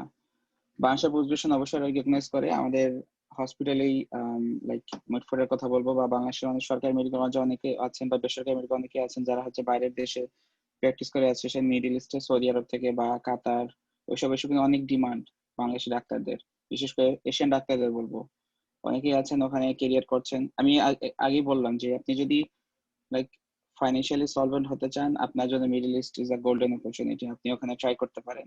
আবার যদি আপনি মনে করেন যে আপনি খুব বেশি জানবেন বা আপনার রিসার্চ করার ইচ্ছা আছে, সেক্ষেত্রে আপনি ইউএসএ দিয়ে অবশ্যই ট্রাই করতে হবে, আদারওয়াইজ অন্য কোনো কোথাও এরকম কোনো অপশন নাই। স্টেপনের পাস ফেলের যে বললাম ইফেক্টসটা কি, পাস যদি আপনি কম স্কোর করে করেন, লাইক 194 হচ্ছে একদম পাস মার্ক, সেক্ষেত্রে হচ্ছে আপনি যে 194 স্কোর করেন আপনি কিন্তু এই এক্সামটা রিটেক করতে পারবেন না 7 বছরের মধ্যে। সো আপনি ওখানেই ডান অ্যাট লিস্ট। সো এটা হচ্ছে ভালো করে প্রিপারেশন নেওয়াটাই ভালো, কারণ মোস্ট অফ দ্য এভারেজ দেখা যাচ্ছে স্টুডেন্টরা 230 to 40 এরকম স্কোর করছে। সো আপনি যদি এটাতে না ভালো করে থাকেন তাহলে কিন্তু চান্স খুব কমে যাবে এক্ষেত্রে।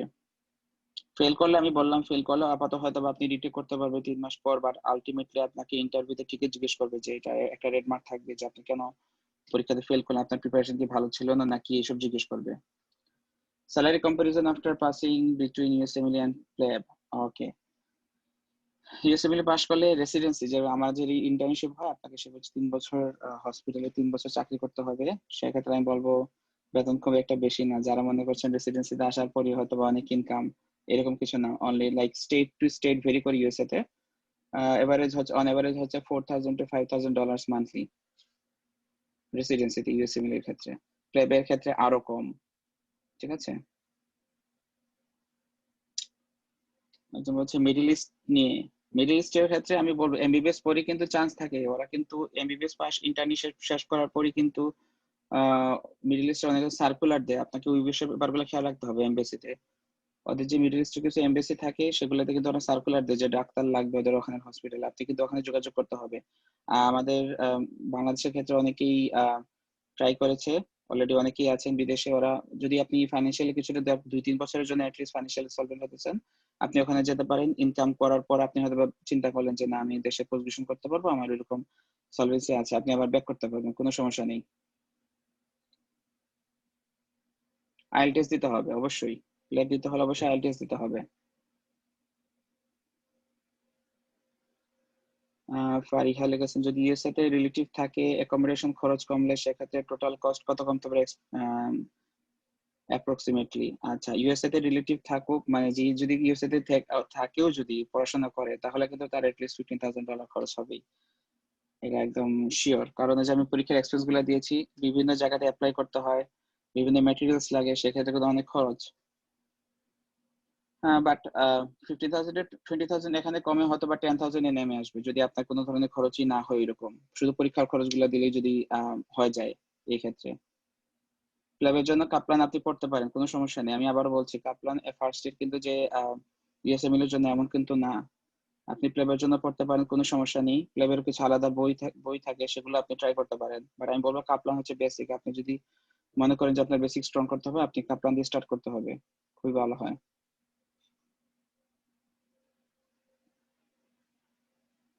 ফিফথ ইয়ারে পড়ার সময় ইউএসএমএল স্টেপ ওয়ান এর সাবজেক্ট ডিফারেন্ট থাকায় প্রিপারেশন নিতে কি অনেক সময় লাগবে? আচ্ছা, ফিফথ ইয়ারে থাকার সময় কিন্তু clinical rotation like medicine, surgery, gynae. কথা হচ্ছে আপনি ওই সময় কিন্তু অনেক কেস পাবেন যেগুলো আপনি first year second year third year already ভুলে গেছেন। সেক্ষেত্রে আপনাকে কিন্তু আবার ওই কাপ্লান যদি আপনি পড়েন কোনো লস হবে না কোনো সময়। কারণ কাপ্লানে আপনার শুধু বেসিক থাকবে তাই না, সাথে কিন্তু ক্লিনিক্যাল কেসের সাথে লিঙ্ক করে দেওয়া থাকে। সো কোনো লস নেই। ফিফথ ইয়ারে হচ্ছে কেস গুলা পড়ার সময় অবশ্যই ওই বেসিক একদম ফার্স্ট থেকে আপনি কাপ্লান যদি শুরু করতে পারেন দেন হচ্ছে আপনি ক্লিনিক্যালি অ্যাপ্রোচ করেন, সেক্ষেত্রে খুবই ভালো হয়। কারণ আপনি তখন একটা কেসের বেসিক প্যাথোফিজিওলজি এভরিথিং জেনে, ফার্মাকোলজি এভরিথিং জেনে দেন পড়াশোনা করবেন। সো কোনো সময় লস হবে না। একটু টাইম কনজিউমিং, অবশ্যই অনেক টাইম কনজিউমিং হবে, বাট কষ্টটা কোনোভাবেই লস হবে না আর কি। Is it possible to take a gap in my fourth year, fifth year course to do externship? Sacrifice করতে চাইলে অবশ্যই লাইক করতে হবে অবশ্যই। কারণ ফোর্থ ইয়ার ফিফথ ইয়ার আপনি যদি একটু পিছিয়ে যেতে চান, আপনার যদি এক্সটার্নশিপটা কাজে লাগে, আপনি যদি খুবই ডেডিকেটেড থাকেন, অবশ্যই আপনি এক্সটার্নশিপের চান্সটা নিতে পারেন। ঠিক আছে, ইউরোপিয়ান কান্ট্রিগুলোতে যাওয়ার প্রসেস কি আছে? আপনি ইউকের ক্ষেত্রে তো বললাম প্ল্যাব দিতে পারেন। আপনি আরেকটা ব্যাপার হচ্ছে কেউ যদি অস্ট্রেলিয়া যেতে চায় এএমসি, সেখানে কিন্তু স্টেপ ওয়ান ওরা কাউন্ট করে, ওরা কিন্তু রিকগনাইজড। সো আপনি ওখানে আপনি এএমসি পার্ট ওয়ান অস্ট্রেলিয়ান যদি যেতে চান স্টেপ ওয়ান আপনি ক্লিক করে ওখানে যেতে পারেন, অ্যাপ্লাই করতে পারেন, কোনো সমস্যা নেই। বাকি যেসব দেশে যাওয়ার কথা আমি বলবো ইউরোপিয়ান কান্ট্রিগুলো, সেখানে কিন্তু ল্যাঙ্গুয়েজ একটা ইম্পর্টেন্ট, খুব ইম্পর্টেন্ট ব্যারিয়ার। আপনি যদি জার্মানিতে যেতে চান জার্মানি ল্যাঙ্গুয়েজ শিখতে হবে। আপনি অন্য যে কোনো দেশে যদি যেতে চান ওদের ল্যাঙ্গুয়েজ ওদের কালচারের সাথে অবশ্যই মিক্সড আপ হতে হবে, না হলে আপনি পারবেন না।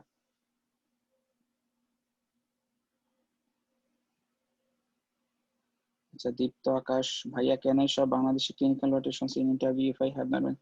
আচ্ছা, একটা কমন কোয়েশ্চেন থাকে যে যে স্টেপ ফাইনাল গ্রাজুয়েশন শেষ করার পর ফাইনাল প্রুফ দেওয়ার পর হচ্ছে ইন্টার্নশিপ করবে বা ইন্টার্নশিপ কাউন্ট করে কিনা ইউএসএ তে। কাগজে কলমে আপনার ইন্টার্নশিপ কখনোই কাউন্ট হবে না। বাট কথা হচ্ছে একটা, সেটা হচ্ছে আপনি যদি বেশি ইন্টার্নশিপ করে থাকেন, আপনার যে ক্লিনিক্যাল এক্সপিরিয়েন্সটা হবে, আপনি যে ইন্টার্নশিপ করেনি তার থেকে অনেক বেশি ভালো থাকবে। সো আপনি কিন্তু বলতে পারবেন যে ইন্টারভিউতে যে আমি এসব কেস দেখেছি, এসব ডিফিকাল্ট কেস। অনেকে ইন্টারভিউ সময় অনেকে জিজ্ঞেস করে, অনেক বোর্ডের অনেক ডাক্তার জিজ্ঞেস করে আপনি তোমার কোনো স্পেসিফিক কোনো কেস আছে কিনা যেটা তুমি দেখছো, বা এরকম কিছু এক্সপ্লেইন করো কিভাবে তুমি অ্যাপ্রোচ করছো। তো যদি ইন্টার্নশিপ না করে থাকে সে কিন্তু কখনোই বলতে পারবে না। সো ইন্টার্নশিপ করাটা খুবই ভালো। বাট বাট কেউ যদি খুব তাড়াতাড়ি ইউএসএমএল ক্লিয়ার করতে চায় বা প্রিপেয়ার থাকে, আমি বলবো ইন্টার্নশিপের জন্য 1 বছর খরচ, সময়টা নষ্ট না করে সরাসরি দিয়ে দেওয়াটা ভালো।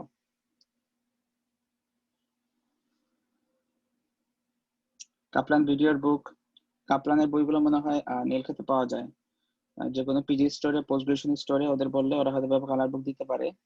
আমি জানি না ওরা কিভাবে কালেক্ট করে, বাট আপডেটেড ভার্সন অনেক সময় রাখে। কাপলানের কালার বুকের যে সেট 7টা বই, সেটার দাম আমি যতদূর জানতাম আসার আগে সেখানে হচ্ছে 3,000 টাকা ছিল। এখন আমি জানি না কেমন থাকে। সাদা কালো পরে লাভ নেই, কারণ পিকচার গুলো ভালো করে বোঝা যাবে না, লস প্রজেক্ট। সো বেটার হচ্ছে কাপলানের কালার প্রিন্ট গুলো করে নেওয়াটা ভালো। ভিডিওগুলো আমি আবার বলছি, কপিরাইট ভায়োলেন্সের জন্য অনেক জায়গাতে এখন ব্লগ, যেমন বিভিন্ন ইউসিমিল ফোরাম ছিল ফেসবুকে, ওরা শেয়ার করতো। ওদের মধ্যে সবকিছু গ্রুপ নাম্বার সহ সবাইকে ওরা কপিরাইট ভায়োলেশনের জন্য মেসেজ দিয়েছে। সো এরকম আমি কিছু লিঙ্ক আসলে শেয়ার করতে পারছি না। কাপলান ওয়েবসাইটে পেড, আপনাকে পেজ, আপনি যদি পে করতে পারেন ক্রেডিট কার্ড দিয়ে, দেন হচ্ছে আপনি কিনতে পারবেন।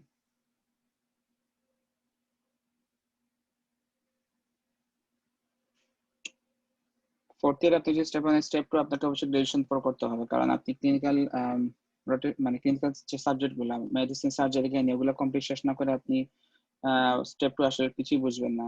সবচেয়ে বেটার হচ্ছে এই জন্য স্টেপ 1টা আপনি কমপ্লিট করে ফেললে স্টেপ 2টা হচ্ছে গ্রাজুয়েশনের পরপরই দিয়ে, এটা ভালো যদি প্রিপারেশন নিয়ে থাকেন এরকম। লেভেল এক্সাম গুলো আমি যতদূর জানি এক্সাম শেষ হওয়ার পরই দিতে হয়, ফাইনাল কোর্স শেষ হওয়ার পর। গ্রাজুয়েশন ওরা গ্রাজুয়েশন মনে হয় কাউন্ট করে, যদিও প্লেব সম্পর্কে আমার খুব এক্সটেন্সিভ ধারণা নেই। সিনিয়র ভাইরা হয়তো আসবে নেক্সট সেশনে প্লেব সম্পর্কে আইডিয়া দেওয়ার জন্য, সো এই ব্যাপারে ভালো বলতে পারবেন। বাট আপনি আইএলটিএস টা কমপ্লিট করে ফেলতে পারেন গ্রাজুয়েশনের সাথে সাথে, দেন হচ্ছে প্লেব 1 আপনি ইন্টার্নশিপের আগে দিতে পারেন। আমি আবার বলছি আমাদের ব্যাচের অনেকেই দিয়েছে, সো লাইক ইন্টার্নশিপ শুরু হওয়ার সাথে সাথেই, সো দিতে পারবেন, কোনো সমস্যা নেই।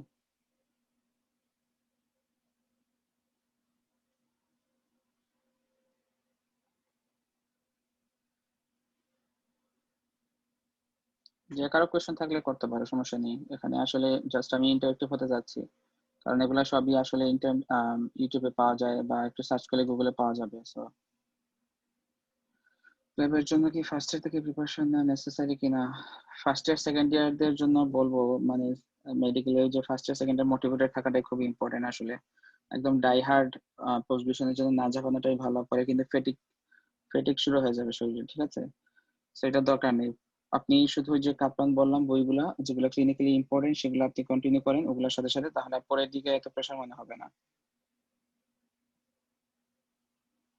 5 বছর স্টেপ 1 পাস করার পর ভ্যালিডিটি কত ইয়ার্স থাকে? Usually 5 years. আর আপনি 1 বছর চলে গেলে আপনি আর আবার নতুন করে নিতে হবে। আইএলটিএস হচ্ছে আপনার প্লেবের জন্য মাস্ট। ওইটি আমি যতদূর জানি সেটা হচ্ছে ইউএসএ তে আপনার কাজে লাগে। আপনি আইএলটিএস সম্পর্কে হয়তো বা প্লেব যারা দিয়েছে তারা আরো এক্সটেন্সিভলি বলতে পারবে, বাট আইএলটিএস স্পেশালি হচ্ছে ইউরোপিয়ান কান্ট্রি গুলোর জন্য। ওইটি হচ্ছে কাউন্ট করে, ইউএসএ তে কাউন্ট করে, সমস্যা হয় না। বাট ইউএসএমএল এর জন্য যে ওইটি দিতেই হবে এমন কিছু না। আপনি মেডিকেল পাস গ্রাজুয়েশন কমপ্লিট করার পর আপনি স্টেপ 1 স্টেপ 2 শিখে, ওই যে বললাম আপনাকে ইংলিশ এমনিতেই ফ্লুয়েন্ট হতে হবে, আপনাকে আলাদা কোনো পরীক্ষা দেওয়ার দরকার নেই এটার জন্য।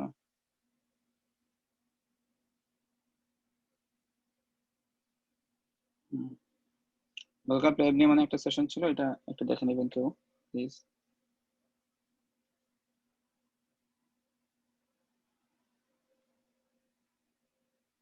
অবশ্যই আছে, ইউএসএমএল বাদে যেতে পারবেন অবশ্যই। ওই যে বললাম জিআরই দিতে হবে আপনাকে।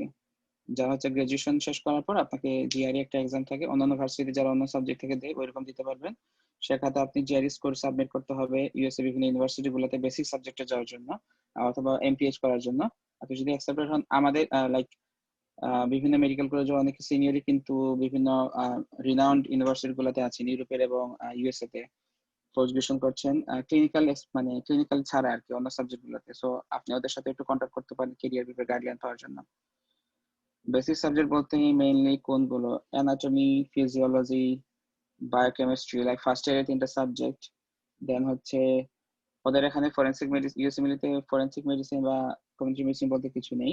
ওরা সেটাকে ভাগ করেছে like biostatistics, behavioural science, psychiatry.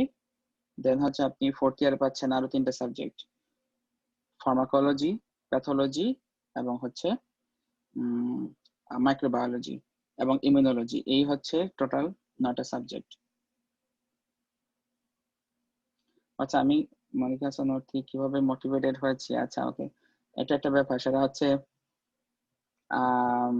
কেউ কেউ হয়তো বা ইউএসএ তে আসছে ফ্যামিলি দিক দিয়ে। আমার হচ্ছে এইভাবে আসলে মোটিভেটেড হয়। আপনি কেউ যদি ফ্যামিলি ইউএসএ তে কেউ না থাকে তাহলে কিন্তু মোটিভেটেড হওয়াটা ভেরি ইম্পর্টেন্ট। আমি বললাম অনেক ব্যারিয়ার আছে যাদের যাদের হচ্ছে শুধুমাত্র দেশ থেকে ইউএসএ তে আসার ইচ্ছা তাদের ক্ষেত্রে। আমি বেসিক্যালি ইউএসএ তেই পার্মানেন্ট রেসিডেন্ট, এই জন্য আসলে আমাকে দিতে হবে, অন্য কোনো অপশন নেই। সেজন্য আসলে আমাকে পড়াশোনা করতে হচ্ছে, এটা একটা ইম্পর্টেন্ট থিং। আমি হয়তোবা যদি দেশে থাকতাম হয়তোবা আমি অন্য সবকিছু চিন্তা করে হয়তোবা প্লেবের দিকে যেতাম, এটা হওয়ার চান্স খুব বেশি। স্টেপ 2 অবশ্যই আফটার গ্রাজুয়েশন স্টেপ 2 ফাইনাল প্রফটা পেছানোর কোনো দরকার নেই। স্টেপ 2 প্রিপারেশন নিতে অনেক টাইম লাগে, আমি আবারও বলছি এক্সটেন্সিভ কিন্তু অনেক। ওই যে স্টেপ 1 ফোর্থ ইয়ারে শেষ করার পর আপনাকে প্রিপারেশন আপনি যদি শুরু করেন 6 মাস থেকে 1 বছর লাগে ইজিলি। আর আপনাকে অবশ্যই গ্রাজুয়েশন পড়টা করলে ভালো, কারণ ফিফথ ইয়ারে ক্লিনিক্যাল রোটেশন থাকে, ওইসব ক্লিনিক্যাল এক্সপিরিয়েন্স এনরিচ করাটা বেটার অপশন। আর গ্রাজুয়েশন যত আর্লি শেষ হবে, গ্রাজুয়েশন না পেছানোটাই ভালো।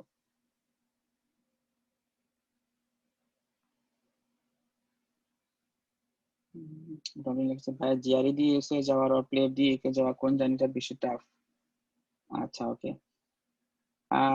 ডিপেন্ড করে লাইফস্টাইল কার কি রকম আসলে ভাই। যে ইউএসএ তে যে আমি বললাম যে তোমাকে ইংলিশে ফ্লুয়েন্ট থাকতে হবে, প্লাস হচ্ছে ইউএসএ বিভিন্ন কালচারের মিক্স থাকে, আপনাকে সেটা অ্যাকসেপ্ট করতে হবে। ফাইন্যান্সিয়াল ব্যাপার আছে, যারে যদি ইউএসএ থেকে যেতে চায় এবং সে যদি তার ওই ক্যারিয়ার ওরিয়েন্টেড থাকে খুব বেশি, তাহলে সেক্ষেত্রে সে যেতে পারে, কোনো সমস্যা নেই। প্লেব দিয়ে ইউকে যাওয়া হচ্ছে অনেক ইউকে তে আমি বলবো ফাইন্যান্সিয়ালি, লাইক আপনি যদি স্যালারি চিন্তা করেন, লাইক রেসিডেন্সি শেষ করার পর ইউএসএ তে স্যালারি হয়তো অনেক বেশি, কিন্তু অনেক কঠিন। ইউকে তো সেম থিং। অনেকে হয়তো বা ইউটিউবের চ্যানেল গুলো দেখেছে, রাইট? আলী আবদাল একজনের ইউটিউব চ্যানেল আছে, আরেকজন আছে লাইক 2-3 জন ডক্টর আছে যারা হচ্ছে কিন্তু ইউকে থেকে সুইচ করে কিন্তু ইউএসএ তে চলে যাচ্ছে, এবং ওরা খুব রিনাউন্ড মেডিকেল স্কুল গুলোতে পড়েছে ইউকে তে। সো ওদের রিলেবল অপিনিয়ন গুলো আপনি নিতে পারেন যে আপনি ওই রকম মেন্টালিটির কিনা। আমি হয়তো বা ওদের লিঙ্কও দিতে পারি ইউটিউব চ্যানেল গুলো, আপনারা দেখতে পারেন। এটা পার্সোনাল নিজের অপিনিয়ন পুরোটাই, কার কিরকম লাইফস্টাইল পছন্দ এটা হচ্ছে important, very very important. Coaching কি কোনো স্টেপের জন্য রিকমেন্ডেড বা হেল্প? যদি কোচিং হেল্প তাহলে সেই কোচিং এর সুযোগ কোথায় থাকে, দেশে নাকি বিদেশে? আচ্ছা, দেশের অনেকেই আছেন কিন্তু কোচিং করাচ্ছেন এখনো স্টেপ 1 এর জন্য, যারা স্টেপ 1 দিয়েছেন। ঠিক আছে, বিদেশে অনেকে আছেন যারা স্টেপ কমপ্লিট করে রেসিডেন্সিতে ঢুকে গেছেন, তারা অনেক লাস্ট 2 to 3 ইয়ার্স ধরে কোচিং করিয়েছেন অনলাইনে। বাট আপনি যদি এফোর্ড করতে পারেন ফাইন্যান্সিয়ালি, এই ক্ষেত্রে আমি বলবো যে আপনি হয়তো বা আপনাকে গাইডলাইন দেওয়ার জন্য অ্যাটলিস্ট আপনি কোচিং করতে পারেন, কোনো সমস্যা নেই। অথবা কোচিং ছাড়া আপনি নিজেরা ট্রাই করতে পারেন, একটু কষ্ট হবে প্রথম দিকে, বাট নিজে থেকে পড়লে ভালো, আমি এক্ষেত্রে বলবো নিজে থেকে করা যায়। ইউএসএমএল প্ল্যান ছাড়া বাইরের কান্ট্রিতে যাওয়া পসিবল? Any alternative? অবশ্যই যাওয়া যায়, যে বললাম আপনি এশিয়ান কান্ট্রি লাইক মালদ্বীপও আপনি যেতে পারেন, কোনো সমস্যা নেই। মালদ্বীপে অপশন আছে, মানুষের অনেক সিনিয়র আছেন, আপনারা ওদের সাথে যোগাযোগ করতে পারেন। এর অনেকটা লিঙ্ক বেসড আর কি। আরব কান্ট্রি গুলো যেগুলো মিডল ইস্টের কান্ট্রি গুলোতে আপনি এই যে সার্কুলার যখন দেবে আপনাকে খবর রাখতে হবে, লাইক প্ল্যাটফর্মে কেউ যদি অ্যাড থাকেন, প্ল্যাটফর্মে একটু নজর দেওয়াটা ভালো, কারণ প্ল্যাটফর্মে অনেকেই সিনিয়ররা যারা ওখানে প্র্যাকটিস করছেন তারা কিন্তু পোস্ট করেন যে এভাবে আমাদের ডক্টর লাগবে, কেউ যদি পসিবল এমবিবিএস শেষ করার পর তারা ওখানে যাবে, স্যালারি কেমন সবকিছু মেনশন করা থাকে। একটু চোখ কান খোলা রাখতে হবে আর কি। বাট ওইটাই আপনি লাইফস্টাইল অ্যাডজাস্ট করতে পারবেন কিনা।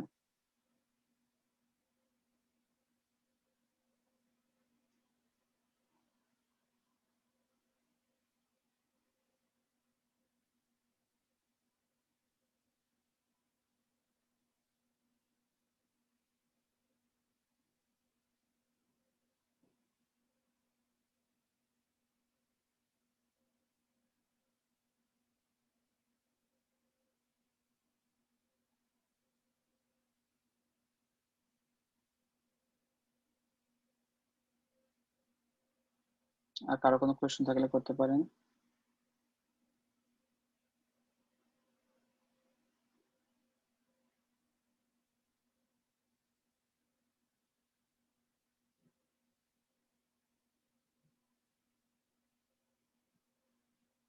আর কারো মনে হয় মেবি কোনো মানে কোশ্চেন নাই। আচ্ছা, আমি একজন ছবিটা কোশ্চেন আবারও করছে। দিচ্ছি। হুম হুম।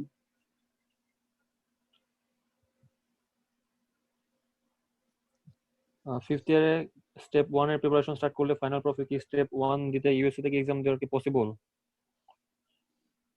এটা ব্যাপারটা আমার আমার ক্ষেত্রে ঘটেছে, যেমন স্টেপ আমি 1 তো সার্জিক্যাল।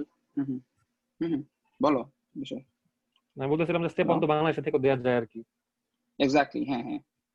বাট অনেক কোয়েশ্চেন করেছে এরকম, স্টার্ট করলে ফাইনাল প্রফের পরে স্টেপ 1 দিতে ইউএসএ তে গিয়ে এক্সাম দেওয়া কি পসিবল কিনা। আচ্ছা, এটা দেশেও কিন্তু দেওয়া যায়। ইউএস এমবাসিতে ওদের ফর্মেটিভ সেন্টার আছে, আপনি ওইভাবে অ্যাপ্লাই করতে হবে, আর আপনি দেশে বসে কিন্তু স্টেপ 1 দিতে পারবেন, আপনাকে অন্য দেশে যাওয়া লাগবে না। মিডল ইস্টে পোস্ট গ্রাজুয়েশনের কোনো অপশন ওইরকম ভাবে কেউ যায় না অ্যাকচুয়ালি, কারণ মিডল ইস্টে অ্যাকচুয়ালি যায় হচ্ছে আসলে জবের জন্য। কারণ ওখানে আপনি এমবিবিএস পাস করতে পারলেই ওখানে আপনি যদি ইন্টার্নশিপ কমপ্লিট করে থাকেন, হ্যান্ডসাম অ্যামাউন্ট অফ স্যালারি থাকে, অপশন থাকে আসলে। পজিশনের জন্য বেটার হচ্ছে ইউরোপিয়ান কান্ট্রি এবং ইউএসএ হচ্ছে সবচেয়ে ভালো, দেশে থাকতে পারলে খুবই ভালো। কানাডা আরো difficult. Canada is whole different level. কানাডাতে আসলে চান্স পাওয়া খুবই খুবই কষ্ট। এই ওভাবে কেউ আসলে মানে এই জন্য কেউ রিচই করে না কানাডাতে। কানাডাতে পুরো একটা আলাদা স্ট্রাকচার থাকে, এবং কিউএসএমএল এর মতো না, আরো টাফ।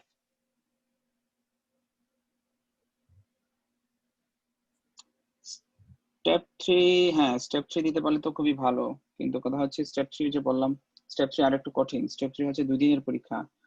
ওইটা আপনি দিতে, ওরা অনেকেই দেয়, কারণ হচ্ছে যাদের হচ্ছে ম্যাচ হয় না প্রথম দিকে এই 3টা পরীক্ষা, মানে স্টেপ 1 স্টেপ 2 সিকে এবং সিএস দেওয়ার পর যদি দেখা যায় যে চান্স হচ্ছে ওল্ড গ্রাজুয়েট, লাইক 5-6 বছর হয়ে গেছে, ওনারা এখন অ্যাপ্লাই করছে, সেক্ষেত্রে ওনারা অনেকে স্টেপ 3 দিয়ে দেন অ্যাপ্লাই করে থাকে। দেখা যায় অবশ্যই চান্স, রেসিডেন্সি অবশ্যই চান্স বাড়ে অবশ্যই।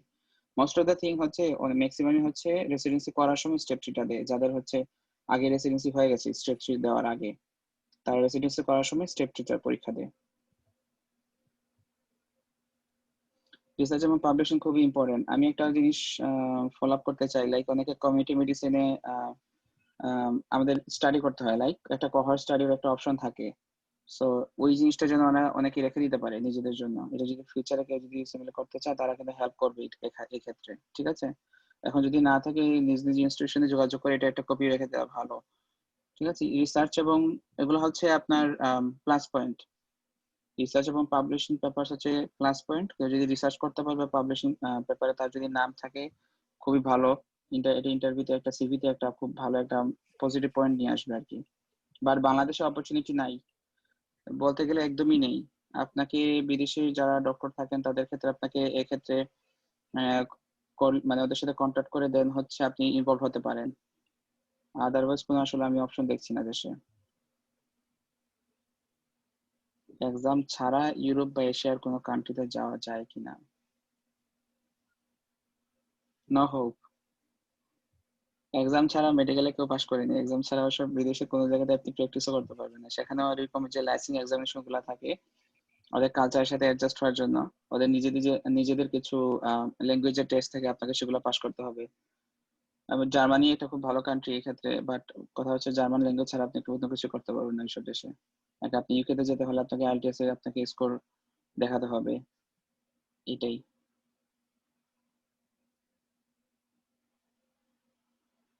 কানাডা ভাই, ওই যে বললাম কানাডাতে হচ্ছে আপনি যদি চান, কানাডাতে হচ্ছে I don't know about anything, but আপনি যদি গ্রাজুয়েশন করে থাকেন বাংলাদেশে, ওদের ওখানে পোস্ট গ্রাজুয়েশনের জন্য অ্যাপ্লাই করা মানে আপনি পোস্ট গ্রাজুয়েশন করছেন মানে এটা কিন্তু ওদেরকে পোস্ট গ্রাজুয়েশন কাউন্ট করে না, আপনি হচ্ছে গ্রাজুয়েশনটাই আপনাকে টেনে ওরা এমডি বানাবে। লাইক আমি যদি এখন পাশ করে থাকি, আমি এমবিবিএস ডক্টর, বাট আমি যদি স্টেপ 1 স্টেপ 2 সিকে সিএস দিয়ে দিই, আমাকে কিন্তু ওরা এমডি ডিগ্রি দিয়ে দিবে, বাট আমি প্র্যাকটিস করতে পারবো না। আমাকে প্র্যাকটিস করতে হলে 3 বছরের আমি ওখানে রেসিডেন্সি, আই মিন ইন্টার্নশিপের মতো ওখানে আমাকে হসপিটালে জব করতে হবে, দেন আমাকে একটা বোর্ড টেস্ট দিতে হবে, স্টেপ 3 দিতে হবে, দেন আমাকে ওরা লাইসেন্স দেবে যে আমি না এখন আমি অথরাইজড আলাদাভাবে প্র্যাকটিস করার জন্য। সো আমি কানাডার ব্যাপারে অ্যাকচুয়ালি খুব একটা বেশি ভালো জানি না, কারণ কানাডাতে এখন পর্যন্ত কেউ খুব একটা এসব ব্যারিয়ার, অনেক ব্যারিয়ার আছে, সেগুলোর জন্য কেউ অ্যাপ্লাই করেনি। আমি আম, যতদূর জানি যে যেটা হলো দেখেন, কানাডাতে আর কি পিআর পার্মানেন্ট রেসিডেন্সিপ পাওয়া অনেক ইজি। পার্মানেন্ট মানে রেসিডেন্সি না, এটা পেতে পারেন, কিন্তু গ্রাজুয়েশন ওরা কাউন্ট করবে না। গ্রাজুয়েশন আমার ইউএসএ তে যেভাবে এক্সটেন্সিভলি ওরা, ধরো আমি যদি বলি যেমন কেউ যদি প্রথমবার স্টেপ ওয়ান এসে অ্যাপ্লাই করে থাকে, ওরা কিন্তু ইসিএমএফজি একটা অপশন থাকে, মানে রেজিস্টার থাকতে হবে মেডিকেল কলেজটা। এই মেডিকেল কলেজ বাংলাদেশে অনেকে রেজিস্টার্ড, অনেক মেডিকেল কলেজ রেজিস্টার্ড না। সো ফার্স্ট ইয়ার হচ্ছে এটাকে রেজিস্টার করে নিতে হবে। যেমন ম্যাক্সিমাম কলেজ ওদের একটা লিস্ট আছে, সেখানে যদি রেজিস্ট্রেশনের নাম না থাকে ওরা ফার্স্টে এটা রেজিস্ট্রেশন করে নেওয়াটা ভালো। দেন হচ্ছে পার্মানেন্ট রেসিডেন্ট হলে যে আপনাকে সুযোগ দিবে এমন কিন্তু না। লাইক ইউএসএমএল যে ব্যাপারটা সবচেয়ে ডেঞ্জারাস, সেটা হচ্ছে যে বাইরের দেশ থেকে অনেকে অ্যাপ্লাই করে, রাইট? পার্মানেন্ট রেসিডেন্ট না হওয়ার পরেও দেখা যায় ওদের স্কোর অনেক ভালো রাখতে হয়, কারণ যেহেতু ওরা পার্মানেন্ট রেসিডেন্ট না। সেক্ষেত্রে কি করে ওরা খুব ভালো ভালো স্কোর করার জন্য, মানে দেখা যায় ওদের স্কোর হচ্ছে 280 এর মধ্যে 260, 250 এরকম। সো আপনি কেউ যদি পার্মানেন্ট রেসিডেন্ট হয় ইউএসএ তে এবং স্কোর করছে 200, 210, ওগুলা কিন্তু ভালো বেনিফিট নিয়ে আসবে না। Score is very important. Say permanent resident plus হচ্ছে 250 করেছে, এটা খুব ভালো জিনিস। সে পার্মানেন্ট রেসিডেন্ট কিন্তু স্কোর করেছে 200, 202, 204, নো গুড। ঠিক আছে, এটা হচ্ছে কথা। এবং কানাডাতে রেসিডেন্টশিপ পেয়ে কিন্তু রিকগনিশনটা খুব ইম্পর্টেন্ট। আর যদি কানাডাতে দেখা গেছে যে যে লাইসেন্সিং প্রসেস দিয়ে যায়, আমার যতদূর জানা খুবই খুবই কঠিন। সেই ক্ষেত্রে আসলে অনেক বেশি ম্যাক্সিমাম ট্রাই করে না, আবার ওরা ফেরত চলে আসে ইউএসএ তে। How to involve with foreign researchers, how to publish papers. আচ্ছা, ওকে, ইউএসএমএল এর জন্য কিছু গ্রুপ আছে বাংলাদেশের জন্য। আপনার ওই ফোরামে একটু ইনভলভ হতে হবে ফেসবুক থেকে। অনেক স্যার যারা আছেন এখানে প্র্যাকটিস করছেন, তারা অনেকেই রিসার্চ প্রোগ্রামের সাথে ইনভলভ। তারা মাঝে মধ্যে এই রিসার্চের অপশন গুলো খোলা রাখেন, আপনাকে তাদের সাথে যোগাযোগ করতে হবে। আপনারা যদি একটু যোগাযোগ, কয়দিন আগে মনে হয় একটা 2-3টা হয়েছে কোভিড এর উপর। যদি করতে চান অবশ্যই ওই ফোরাম গুলোতে একটু আহ, চোখ কান খোলা রাখতে হবে আর কি, রিসার্চে ইনভলভ হওয়ার জন্য।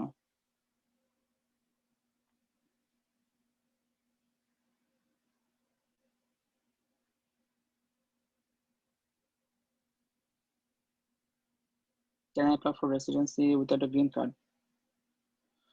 হ্যাঁ, এখানে হচ্ছে ভিসা ইম্পর্টেন্ট। এখানে হচ্ছে ইউএসএ তে কি ভিসাতে আপনি আসছেন সেটা খুবই ইম্পর্টেন্ট, যেহেতু এখন আসলে ইউএসএ তে খুব একটা পলিটিক্যাল টার্মোইল চলছে। লাইক লাইক ডোনাল্ড ট্রাম্প যদি নেক্সট টাইম যান, তাহলে সেক্ষেত্রে কিন্তু ফরেন গ্রাজুয়েটদের জন্য এখানে আসাটা খুবই কষ্ট হবে without any having any green card.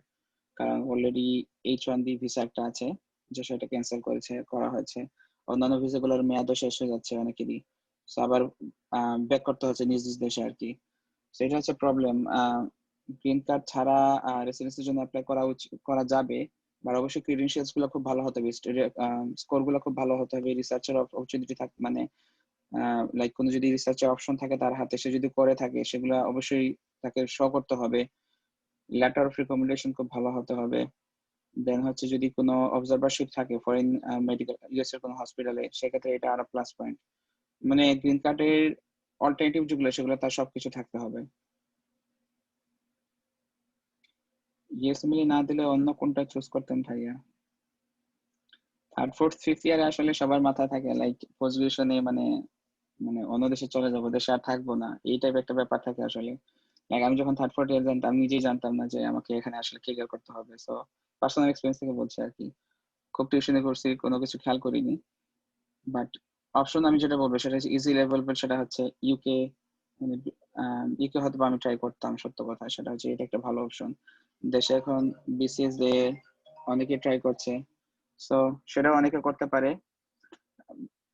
Foreign middle ইস্টে কারো ইন্টারেস্ট, আমি বললাম ফাইন্যান্সিয়ালি কেউ যদি খুব টাকা ইনকাম করতে যাচ্ছে অল্প সময়ের মধ্যে, তারা মিডল ইস্টে যেতে পারো। ঠিক আছে, এটা ভালো অপশন। সার্কুলারটা নজরে রাখতে হবে আর কি।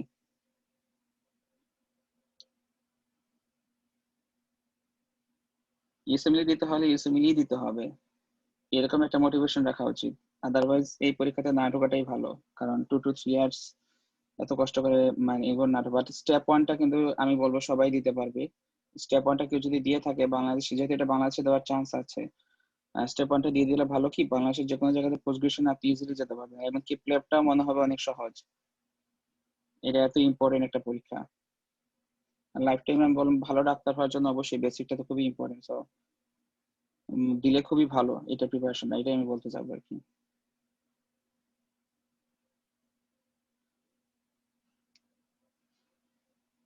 এটা খুবই ইম্পর্টেন্ট। এটা এখন এটা নিয়ে কথা হচ্ছে, লাইক 2022 তে হচ্ছে স্টেপ ওয়ান স্কোরিং হচ্ছে পাস ফেল হয়ে যাচ্ছে। লাইক ওই যে আমি একটু আগে বললাম যে প্রবলেমটা হচ্ছিল ফরেন গ্রাজুয়েটদের সাথে, আমার গ্রিন কার্ড আছে, আমি স্কোর করলাম 200, তার কিন্তু গ্রিন কার্ড নেই। সে বাইরের একটা দেশে, যেমন বাংলাদেশে ধরেন কেউ একটা পরীক্ষা দিল, তার কিন্তু দেখা যাচ্ছে যে স্কোর হচ্ছে 260, সে কিন্তু আমার চেয়ে খুব ভালো অ্যাডভান্টেজ পেয়ে যাচ্ছে। কিন্তু আমি এখন কি দেখাতে পারবো যে ওকে আমি গ্রিন কার্ড হোল্ডার, আমি পাস করেছি, সে দেখা যাবে আমি পাস করেছি, তার কিন্তু গ্রিন কার্ড নেই, সে কিন্তু সেই জায়গাতে পিছিয়ে যাবে। মেইন ইম্পর্টেন্ট ফ্যাক্টর হবে স্টেপ 2 তে এসে, স্টেপ 2 যেটা ক্লিনিক্যাল নলেজ, ক্লিনিক্যাল স্কিল, সেখানের উপর এখন ডিপেন্ড করবে যে কার রেসিডেন্সি হবে কিনা। মানে স্টেপ 2 এখন খুব ইম্পর্টেন্ট হয়ে গেছে আর কি, ক্লিনিক্যাল রোটেশন বা এরকম কিছু সবকিছু। সো স্টেপ 1টা হয়তো বা এখনো কিন্তু এটা নিয়ে অনেক কথা হচ্ছে, সো আমাদের ওয়েট করতে হবে একটু আরো 1-2 বছর এটার জন্য, লাইক প্রথমবার ওরা কিভাবে এটা ইভালুয়েট করে থাকে আর কি। বাই দা ওয়ে 2022 তে কিন্তু ইউকে তেও কিন্তু এমআরসিপির বদলে ইউকেএমএলই হয়ে যাচ্ছে। আর যদি না জানা থাকে জেনে নিতে হবে, ইউকেএমএল হচ্ছে ইউএসএমএল এর মতোই কোয়েশন হবে, এরকম টাইপ, ওইরকম একটা স্ট্রাকচার ওয়ার্ক করে ফেলতেছে। সো ইউকে যাওয়ার রাস্তাটা অনেক কঠিন হবে আস্তে আস্তে। কোনো সহজ রাস্তা খোলা নেই আসলে, সব জায়গাতেই কঠিন রাস্তা আসবে সামনে। সিএস গুলো না না না না, সিএস কন্টিনিউ হতে হবে, তো সিএস অবশ্যই কন্টিনিউ চলবে, কোনোভাবে এলিমিনেট করতে পারবে না। আর কারণ ওই যে আপনি তাহলে তুমি তো ফিজিক্যাল এক্সামিনেশন যে ব্যাপারটা থাকবে সেটা তো কিন্তু হচ্ছে না। সিএস যেটা ওই যে প্লেবে বললাম, প্লেবে যেরকম পেশেন্ট কাউন্টার করতে হয়, সিএস ও ঠিক পেশেন্ট কাউন্টার করতে হয়। ও আই এম সরি আমি মনে হয় এমআরসিপি বলে দিয়েছি, সরি, প্লেবের বদলে ইউকেমিলি হবে, হ্যাঁ ওইরকম সেম স্ট্রাকচার বেস ইউএসএমএল এর মতোই হবে, বাট এখন যেরকম প্লেবের সিস্টেম সেই ক্ষেত্রে ইউকেমিলিটা অনেক অনেক টাফ হবে আর কি।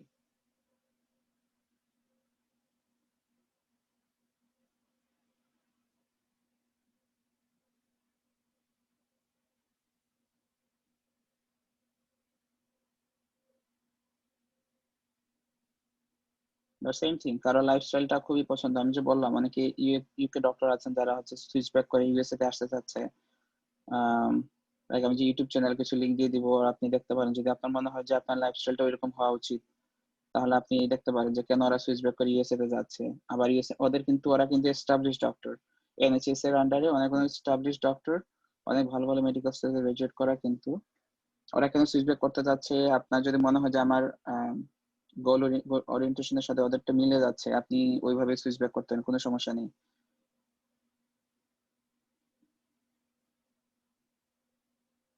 আর কারো কোনো কোয়েশ্চেন থাকলে করতে পারেন।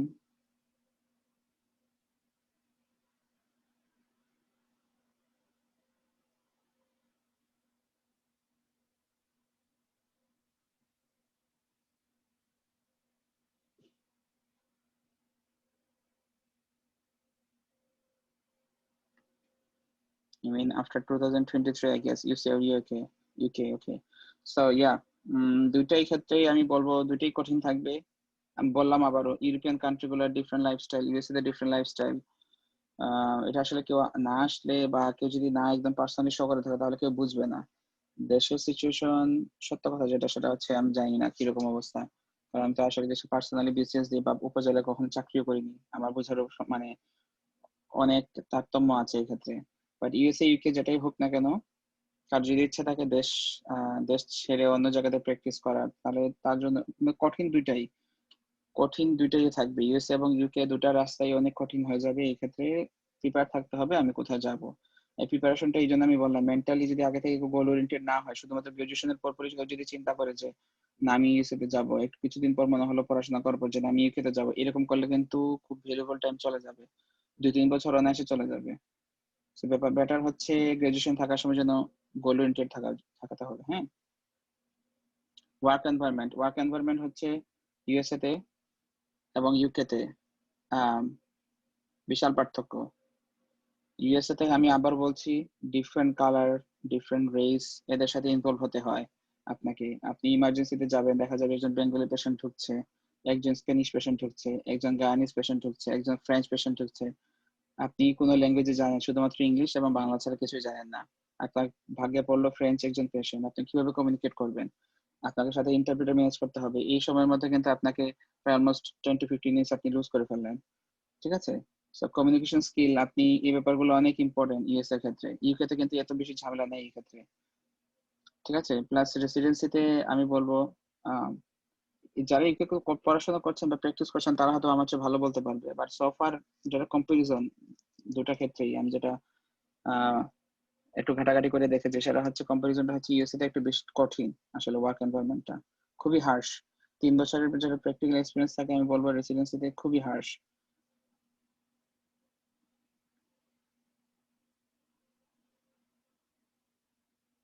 স্যালারি যে খুব একটা তা কিন্তু না, রেসিডেন্সিতে কিন্তু স্যালারিতে আমি আগে বলেছি স্টেট টু স্টেট ভেরি করে, $4,000 to $5,000 অনলি। তাও এগুলা বিল টিল দেওয়ার পর খুব একটা বেশি থাকে না। ইনকামের সোর্স আমি বলবো হচ্ছে মানে খুব ফাইন্যান্সিয়ালি সলভেন্ট হয় আসলে রেসিডেন্সি শেষ করার পর। তাও স্টেপ 3 কমপ্লিট করতে হবে, আপনাকে বোর্ড একটা ভাইবা আছে সেই বোর্ডে পাস করতে হবে, দেন হচ্ছে প্রসিডিউর।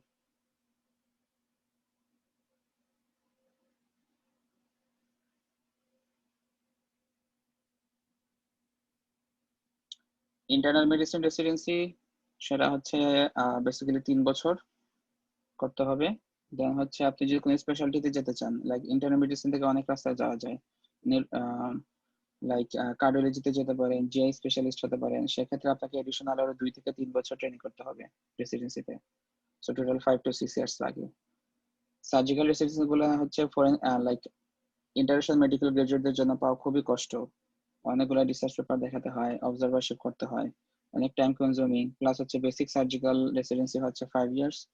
অন্য যে কোনো স্পেশালিটি থেকে যদি লাইক অর্থোপেডিক্স, নিউরোসার্জারি এগুলোতে হচ্ছে 7 to 8 ইয়ার্স রেসিডেন্সি। নিউরোলজিতে হচ্ছে মেবি হচ্ছে 2 to 3 ইয়ার্স, ডিপেন্ড করে প্রোগ্রামটা কিরকম সেটার উপর। আবার আপনি যে ইউএসএমএল দিবেন মনে করবেন যে আপনি সার্জারিতে চলে যাবেন, এরকম কিন্তু না ব্যাপারটা।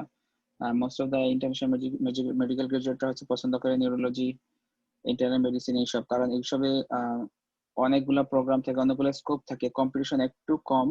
বাট অন্য যেসব সাবজেক্ট থাকে যেমন ডার্মাটোলজি, রেডিওলজি, সার্জারি, এগুলা কিন্তু খুবই কম্পিটিটিভ। এগুলো হচ্ছে ইন্টারন্যাশনাল মানে যারা ইউএসএ তে পড়াশোনা করেছে তারাই আসলে খুব কষ্টে পড়ে যায়।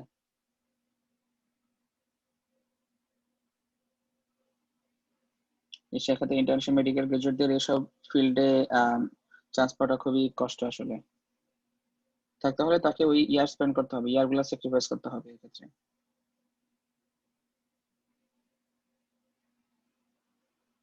আর যদি কুইকলি কেউ যদি পজিশনে এস্টাবলিশ হতে হয়, ইউকে ইজ বেটার অপশন সেক্ষেত্রে।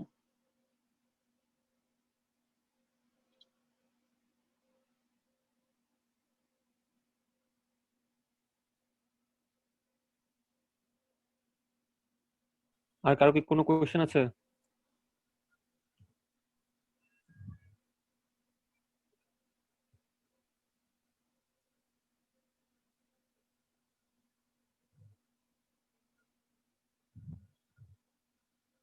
আচ্ছা, না থাকলে আমাদের সেশনটা এখানে শেষ করি। আমাদের সবাইকে ধন্যবাদ আমাদের ক্যালসাম্বিরের সাথে থাকার জন্য, এবং আমাদের সামিম ভাইকে অসংখ্য ধন্যবাদ যে তার এত মূল্যবান সময় ওকে ওকে, আমাদেরকে দেওয়ার জন্য। তিনি ইউএসএ থেকে আমাদের সাথে জয়েন করছে, এত মূল্যবান সময় আর কি আমাদের পিছনে খরচ করছে। আসলে আমার হচ্ছে তো ফার্স্ট টাইম তাকে অনেক এসব বিষয়ে অনলাইনে যাওয়া। Thank you so much. আপনাকে অনেক অনেক থ্যাঙ্কস যে আপনি আমাদের সাথে জয়েন করেছেন। আর সবাইকে রিকোয়েস্ট করবো যে আমাদের সামনে আরো কয়েকটা প্রোগ্রাম আছে। আমাদের কালকে আমাদের এমসি নিয়ে একটা প্রোগ্রাম হবে, এবং সামনে ডেন্টালদের জন্য একটা প্রোগ্রাম আছে, তো ওগুলাও জয়েন করার জন্য। এবং অনেক আজকে দেখলাম যে প্ল্যাব নিয়ে কোশ্চেন করছে আর কি। আমাদের প্ল্যাব নিয়ে সেশনটা গতকাল হয়ে গিয়েছে, তো তাদের ওই আমাদের গতকালকে সেশনটা রেকর্ডিং দিয়ে দেওয়া হবে। আচ্ছা, আরেকজন মনে হয় আমাদের চ্যাট বক্সে কোশ্চেন করছে আর কি। জন হপকিন্সে কিভাবে চান্স পেতে হবে, রাইট? থার্ড ফোর্থ ইয়ারে সবার আসলে মানে সবার আসলে ইন্টেনশন থাকে হার্ভার্ড মেডিকেল স্কুল, জন হপকিন্সে কিভাবে চান্স পেতে হবে। কথা হচ্ছে ভাইয়া যে মানে গ্রাজুয়েশন শেষ করার পর যখন কি স্টেপ 1 শুরু করবে, লাইক তার কাছে মনে হবে যে আমি একটা স্টেপ দিয়ে দিই, দেন আমি চিন্তা করি যে আমি চান্স আদৌ পাবো কিনা। এতই কষ্ট আসলে, জার্নিটা অনেক কঠিন, অনেক লম্বা, but doable. Okay, so determination থাকলে অবশ্যই যে কেউ পারবে। আমি আবারও বলছি দেশের কিন্তু অনেকেই ফোর্থ ইয়ার পরপরই কিন্তু অনেকে পরীক্ষা দিয়েছে, খুব ভালো স্কোর করেছে, এমন না যেটা খুবই কঠিন। যদি ডিটারমিনেশন থেকে ফার্স্ট ইয়ার থেকে অবশ্যই যে কেউ পারবে, সমস্যা নেই। জন হপকিন্সে কেউ যদি রিসার্চ করতে চায় তাও পারবে, অনেকেই করে থাকে। কিন্তু ওই যে বললাম অনেক বেশি রিসার্চ পেপার থাকা লাগে, অনেক বেশি অবজারভেশনাল অপশন থাকা লাগবে, তুমি সিভিতে দেখা হবে তুমি কেন কম্পিটেন্ট, ইউএস গ্রাজুয়েটদের চেয়ে তুমি কেন কম্পিটেন্ট এই ক্ষেত্রে। কারণ জন হপকিন্সে তো ইউএস গ্রাজুয়েটদের অনেকে চান্স পায় না। ঠিক আছে, সেক্ষেত্রে তোমাকে কেন নিবে এরকম তোমাকে ক্রিডেন্সিয়াল একদম ফার্স্ট ইয়ার থেকে তোমাকে ক্রিয়েট করতে হবে, আদারওয়াইজ পাওয়াটা খুবই খুবই খুবই ডিফিকাল্ট। জন হপকিন্সে কিন্তু অনেকেই বেঙ্গলি ডক্টর আছেন কিন্তু, দেশ থেকে পাশ করে অনেকেই গিয়েছেন। আমি জানি না অনলাইনে ইউএসএমএল একটা গ্রুপ আছে বাংলাদেশিদের জন্য, ওখানে উনি স্যার মাঝে মধ্যেই আসেন। সো কেউ যদি জিজ্ঞেস করতে চাও কিভাবে অ্যাপ্রোচ করতে হবে, স্যারকে জিজ্ঞেস করতে পারো।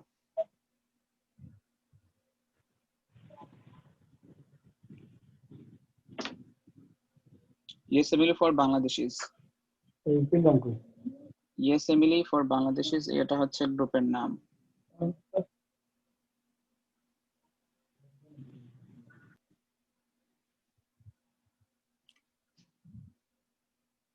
ওকে, আমি মেনশন করে দিচ্ছি একটু পরে। আমি গ্রুপ সেশনটা শেষ হওয়ার পর মেনশন করে দিব যা যা আজকে লাইক ইম্পর্টেন্ট হাইলাইট যেগুলো করতে হবে সেগুলো। বাট ওইটাই, স্যারকে কিন্তু পার্সোনালি সবাই জিজ্ঞেস করো না কিন্তু এইভাবে, ঠিক আছে? সবাই যেরকম নাম টাম যাচ্ছে সবাই একদম ফেসবুকে নক দাও, প্রবলেম হবে কিন্তু, ঠিক আছে? স্যার মানে সেশন গুলা করেন মাঝে মধ্যে, সো কন্টাক্ট থাকতে ভালো আর কি। স্যার মেবি ডিডিএস এ পড়াশোনা করেছেন, কিন্তু ওখানে অটোলজির আমি যত জানি যে উনি অ্যাসোসিয়েট প্রফেসর জন হপকিন্সে। সো আই ডোন্ট নো, এটা ওনার সময় যেরকম ক্রাইটেরিয়া ছিল এখনকার ক্রাইটেরিয়া অনেকটাই ডিফারেন্ট, এখন অনেক বেশি কম্পিটিটিভ।